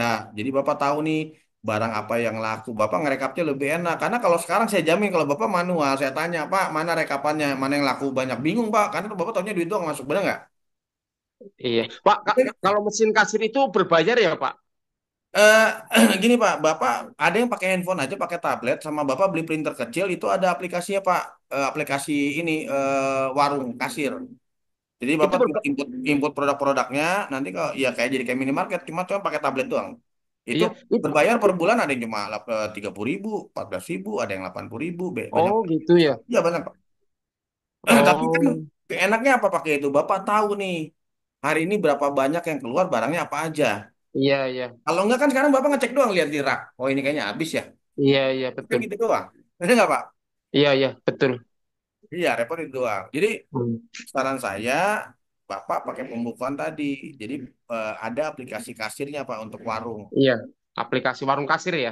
Ya, warung kasir itu ada di Play Store. Bapak beli handphone aja mau beli Bluetooth printer 300 Oh, ribu Pak. oh gitu mesinnya ya. Satu lagi Pak yang terkait Ya, dengan untuk mendapatkan NIB, saya coba Pak, apa karena saya gaptek atau bagaimana? atau OSS Susah ya Pak. sekali itu bagaimana ya Pak? Jadi sebenarnya gini Bapak Ibu semua, NIB itu Bapak Ibu bisa daftarkan melalui buka lewat OSS, lewat online. Nggak perlu datang sebenarnya bisa. Tapi kalau gaptek Bapak Ibu bisa datang ke kecamatan, mendaftar sebagai UMKM, binaan setempat. Nanti Bapak daftarkan tuh, nanti akan kalau terdaftar sebagai UMKM kecamatan setempat, Bapak dapat akses tuh Pak. Kalau yang produknya kuliner bisa dapat halal, sertifikat haki, ada pelatihan-pelatihan banyak sekali Pak pelatihan-pelatihannya. Nah, nanti juga ada Bapak di sana bisa dibantu dibuatkan NIB-nya gitu. Oh iya, Gitu. iya, Boleh iya. datang Jadi misalnya karena nanti kan kayak tadi Pak, kayak listriknya kan beda. Kalau iya ada betul. bantuan buat UMKM itu Bapak nanti dapat infonya gitu kan gitu. Iya, iya. Kayak gitu kira-kira. Kalau memang ngirim sendiri kalau bisa lewat OSS cukup lewat online bisa, tapi Iya, kalau OSS enggak ya. datang langsung nanti dibantu sama staf dari UMKM Oh, di oh kecamatan. Kayak tadi kecamatan Pak ya. Agus kan saya arahkan Pak karena Pak Agus udah punya produknya nih Pak, udah punya produknya, udah ada mereknya, tinggal bikin NIB nggak bisa ya udah ke kecamatan pakai surat tadi. Karena kalau yang Bapak punya produk, nanti dari kecamatan tuh suka ada Pak pameran pameran di Pemda ini, pameran mitra mitra binaan kecamatan ini gitu kan dibantu masuk ke retail kayak gitu. Gitu. Bahkan Oke. sampai ada yang masuk dapat bantuan pinjaman kur gitu. Iya, iya, iya. Seperti itu kira-kira Pak. Oke, terima kasih Pak Yodi. Sama Bapak. Ibu dia, terima kasih banyak. Ya, sukses selalu Pak. Ingat ya Pak, pembukuannya harus hati-hati sama Iya. tadi ya Pak, stok item tadi itu jaga kira-kira. Itu kalau Oke, kalau retail sembako itu aja sih yang paling penting. iya. Terima Baik. kasih. Sama-sama kembali ke Mbak Dia, monggo Mbak. Oke, baik. Terima kasih untuk Bapak Ibu yang sudah mau bertanya langsung. Sudah saya persilakan dan menggunakan kesempatan itu dengan baik. Izin Mas, ini mungkin boleh dijawab dengan apa ya, ideal sepertinya. Karena banyak pertanyaan dari Bapak Ibu. Saya bacakan ya Mas, semuanya Ya, mungkin monggo monggo monggo monggo. bisa kita ulas secara bersama-sama. Ini dari Bu Risinta dari Surakarta ya, dari BNI. Mohon izin. Saat ini beliau sudah merintis usaha parfum mobil dan lumayan, alhamdulillah ya, Ibu Bu. Kemudian Bu Risinta mau mengembangkan produk lain. Nah, kira-kira ada pencerahan nggak nih, Mas Yodi terkait produk lain apa ya yang bisa dikembangkan setelah Bu Risinta punya pengalaman untuk menjual parfum mobil dan hasilnya luar biasa, lumayan. Kemudian dari Pak Yama. eh, Kalau buka bisnis di desa kecil di Salatiga nih, supaya laris pakai strategi apa nih? Nah, ini boleh nanti juga langsung dijawab Mas Yodi. Dan yang ketiga, mohon izin, Bapak Dide sudah usaha laundry dan kios buah nih Mas. Tapi ada kelemahannya di pengetahuan terkait digital marketing. Ada GoFood, GrabFood, dan lain-lain. Nah, butuh training digital marketing sekitaran Alam Sutra dan BSD. Nah, mungkin ke depan nih ya Mas Yodi harus kita buat kelas nih sepertinya. Ya itu Mbak Kelas Dia lah ya. kelas online digital marketing. Boleh ya Bapak Ibu, nanti kita akan share. Saya ini dulu nih harus diskusi sama Mas Yodi biar flyernya segera kita Ya, tayangkan nih. paling kisi-kisi gini Bapak Ibu. Memang sekarang Mm-mm. kan platform digital sangat luar biasa ya, bisa membantu untuk di sisi strategi pemasaran dan digital. Eh, tapi bukan berarti Bapak Ibu kalau udah terdaftar di GrabFood, GoFood itu akan langsung rame itu Pak, karena ada ilmunya. Gimana foto menunya, deskripsinya, bagaimana pasang iklannya, nah itu ada bisa dipelajarin. Jadi kalau memang Bapak Ibu butuh itu, lalu mau belajar Tokopedia dan lain, nanti boleh nanti mungkin sama Mbak Dia ya. Nanti silakan aja di komunikasi ke Mbak Dia, nanti mungkin kita bikin kelasnya untuk khusus belajar mengenai digital marketing atau online foodnya ya. Seperti itu. Oke. Siap. Makasih ya, Mas Yodi. Terus kemudian ini dari Pak Dani, salam kenal, mohon bantuannya persyaratan untuk buka kos-kosan. Nah, mungkin ini out of topic ya, Pak, Ya, karena ya, tadi kita beberapa referensinya usaha terkait kebutuhan dasar, salah satunya makanan dan pakaian ya. Kemudian yaitu untuk dijadikan kos-kosan di wilayah Pamulang dekat Unpam Pamulang. nanti kita Thanks. coba bahas juga sedikit ya. Oke. Oke, silakan Mas Yodi. Baik, untuk yang pertama ya, tadi kira-kira Buset, Bu Resinta ya. Oke, Ibu karena Ibu sudah jalan parfumnya dan nasinya lumayan, Ibu sudah punya pangsa pasar itu dan punya pelanggan. Saran saya kalau Ibu menambah produk yang masih berhubungan sejenis, jadi tetap di kolam yang sama. Karena mereka udah ada faktor trust terhadap Ibu. Contoh, Ibu bisa jual misalkan tadi kan sudah dijual parfum ya, parfum mobil. Ibu bisa bikin misalkan tadi untuk pembersih mobil, sampo mobil itu banyak sekali dan Ibu bisa maklon kok itu. Ibu mau beli ini penghilang misalkan kalau cat mobil agak kusam atau ada baret, ibu bisa bersihkan, nah, ibu bisa jual itu. Bisa jual juga sampo mobil. Jadi masih yang pasar yang sama. Itu bisa maklon kalau ibu nggak mau bikin. Ibu juga bisa masuk juga misalkan ibu jualan gantungan kunci mobil yang estetik atau segala macam, bisa jual tisu juga. Intinya masih berhubungan dengan aksesoris mobil tadi. Karena ibu sudah punya faktor trust di bisnis ini dan channel sama. Jadi saran saya begitu. Jadi misalkan ibu bisa penambahan produknya apa? Tadi bisa mulai gantungan kunci mobil, tempat tisu, lalu mau holder juga boleh, ya kan handphone. Mau bikin apa? Mau nawarkan salon sampo mobil juga boleh, pembersih noda di cat mobil juga boleh, pembersih jamur kaca juga boleh. Ya, itu beberapa produk pengembangannya, Bu. Saran saya tetap di bidang yang sama karena kan ibu sudah punya pasar yang bagus nih ya. Karena bisnis sudah bagus dan sudah punya kolam yang oke. Jadi saran saya seperti itu kira-kira. Begitu ya, Bu Resinta. Mohon izin mungkin langsung saja Mas Yudi karena waktu Baik, sudah baik, lebih baik, dari baik. 20 menit. Pak Yama kalau di desa kecil Kota Salatiga supaya laris pakai strategi apa Pak? Pakai online Pak.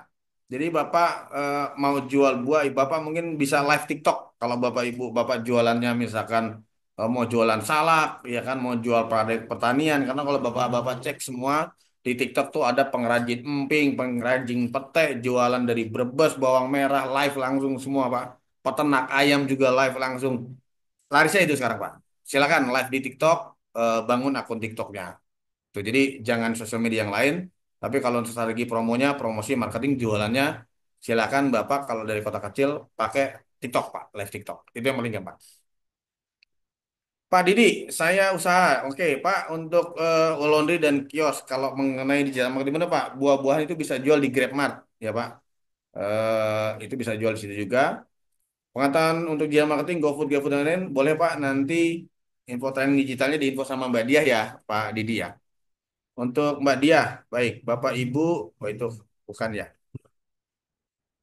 Pak Dani, Pak untuk syarat untuk buka kos-kosan ya Pak, yaitu rumah dijadikan kosan di wilayah Pamulang Unpam. Pertama biasanya Pak, saya hanya lihat dari ini Pak, kalau untuk surat menyurat, kalau kos-kosan itu biasanya nanti kan Bapak mesti ada izin dari RT RW sama warga setempat itu. Tapi yang paling penting sebenarnya Bapak lihat dulu areanya. Area sudah oke, parkirannya tetangga kanan kiri ngizinin atau tidak karena kan nggak semuanya kalau area memang biasa kos-kosan mereka akan kasih sih Pak untuk izinnya. Jadi kos-kosan itu terus Bapak tentukan di situ warganya oke atau tidak karena ada yang warganya nggak masalah daerah situ kosannya campur, ada juga yang permasalahkan. Jadi kalau Bapak cek kalau misalkan di sini rata-rata kos-kosan yang dipisah berarti Bapak pisahkan kosan wanita-wanita, kosan pria-pria. Tapi kalau memang di situ biasa sudah umum kosannya campur semua bebas, ya Bapak juga bikin yang sama. Jadi paling tidak Bapak cek dulu di situ. Bapak mapping ada berapa kosan rata-rata bagaimana harganya, bagaimana juga di sana biasanya campur atau dipisahkan. kalau persyaratan untuk kos-kosan itu secara administrasi yang pasti Bapak akan lapor RT RW dulu kan mau buka kos-kosan itu untuk dapat perizinan. Biasanya dapat izin juga dari warga setempat. Selebihnya seperti itu sih Pak. Tapi kalau untuk secara umumnya, misalkan Bapak butuh NIB atau enggak dan lain itu kalau kos-kosan belum Pak ya. Kecuali Bapak nanti rubah menjadi sebuah OYO atau Red Doors disewakan, baru itu perizinannya beda lagi. Tapi kalau hanya kos-kosan biasa, tidak ada izin administrasi Pak, kecuali ke RT RW aja. Paling itu. Baik, paling itu Mbak. Siap, baik. Terima kasih Mas Yodi dan partisipasi dari Bapak Ibu sekalian luar biasa responnya untuk sesi webinar hari ini Ya. dan beberapa sudah live. Terima kasih untuk Bapak Ibu. Mungkin jika berkenan boleh untuk mengisi absensi dan presensi, mohon maaf presensi untuk bisa kita tahu feedback dari Bapak Ibu semua dan untuk pengembangan kualitas program ini tentu saja. Baik, Mas Yodi, terima kasih. Luar biasa sekali tadi respon dari Bapak Ibu sekalian. Boleh Mas Yodi, sebelum kita tutup sesi pada sore hari ini untuk menyampaikan closing statement seperti biasanya dan akan kita tutup dengan foto bersama dan kelas informasi dari program masa persiapan pensiun. Silakan Mas Yodi. Baik, Mbak. Ini pada setuju tuh Mbak, kelas digital marketing. Baik, Bapak Ibu semuanya, terima kasih untuk kebersamaan di siang sampai sore hari ini. Mudah-mudahan bermanfaat untuk Bapak Ibu, membuka juga mendapat banyak insight juga Bapak Ibu ya. Yang terpenting dalam bisnis ini yang tadi ya, kalau baru mulai, beranikan dulu memulai. Yang penting action dulu, walaupun berapa jumlahnya nggak besar nggak apa-apa, mulai dulu dari rumah, beranikan untuk action. Yang sudah berjalan harus berani berjalan terus dan tetap survive ya, karena memang bisnis itu kayak roller coaster, kadang naik kadang turun. Yang terpenting mentalnya dikuatkan, karena mental pengusaha itu mentalnya harus dari baja Bapak Ibu, bukan eh, kaleng-kaleng lagi, memang harus siap. Ya, sekali lagi terima kasih Bapak Ibu untuk hadirnya hari ini, sehat selalu dan selalu siap untuk action. Terima Terima kasih. kasih, Coach. Baik. Terima Nadia. kasih, Coach. Waalaikumsalam warahmatullahi Terima kasih. wabarakatuh. Terima kasih Bu. Terima kasih Mas Yodi untuk kebersamaannya dan materinya pada sesi siang sore hari ini luar biasa sekali. Boleh Bapak Ibu sebelum kita foto bersama, izin sedikit saya menyampaikan bahwa kami dari ISQ Masa Persiapan Pensiun ya Bapak Ibu, mungkin dari Bapak Ibu sudah join, sudah pernah training in-house yang disediakan oleh perusahaan masing-masing, namun mungkin ada dari rekan-rekan Bapak Ibu semuanya yang belum pernah join dan berminat untuk join, kita ada training masa persiapan pensiun publik Bapak Ibu yang kita laksanakan tiap 2 bulan sekali. Jadi bareng-bareng nanti dari Bapak Ibu dari perusahaan atau instansi lain. Pelaksanaannya terdekat di Juni ini Bapak Ibu tanggal 24 sampai 26, 3 hari untuk offline dan 2 hari untuk online. Jadi mungkin rekan-rekan yang mencari training MPP kemarin itu training in-house seru ya, bareng-bareng kita sediakan yang publik Bapak Ibu dan tentu saja materinya tidak kalah seru dan menarik. Baik Bapak Ibu semuanya, terima kasih untuk kehadirannya. Boleh dihidupkan kameranya, kita lihat sapa satu-satu wajah yang berbahagia nih. Mungkin yang ada di kantor sudah mau balik. Saya sangat senang dan bahagia selalu bisa tiap minggu menyapa Bapak Ibu semuanya dalam keadaan sehat. Allahu Akbar, luar biasa. Baik Bapak Ibu, boleh hidupkan kameranya. Kita tunggu beberapa saat. Oke, bermunculan wajah-wajah sumringah yang semoga rezekinya lancar, sehat selalu ya Bapak Ibu. Amin. Oke, baik Amin. Bapak Ibu. Dalam kehitungan ketiga saya akan ambil foto dari Bapak Ibu semuanya. Baik, 1, 2, 3. Oke, luar biasa sekali. Terima kasih Bapak Ibu atas partisipasinya. Terima kasih, Mbak Dia. Dari Terima kasih Mbak kami Dia. Yodi. yang senang Terima kasih, Coach hati. Yodi. Terima kasih. Pak Selalu. Yodi, terima kasih. Dari kami cukup sekian. Billahi taufiq wal hidayah. Wassalamualaikum warahmatullahi wabarakatuh. Sampai ketemu minggu depan Bapak Ibu. Terima kasih. Terima kasih Bu Dia. Terima kasih Dengan semuanya. senang hati Bapak Ibu. Sama. Nah, iya, sehat selalu Bapak Ibu semuanya. Assalamualaikum. Waalaikumsalam.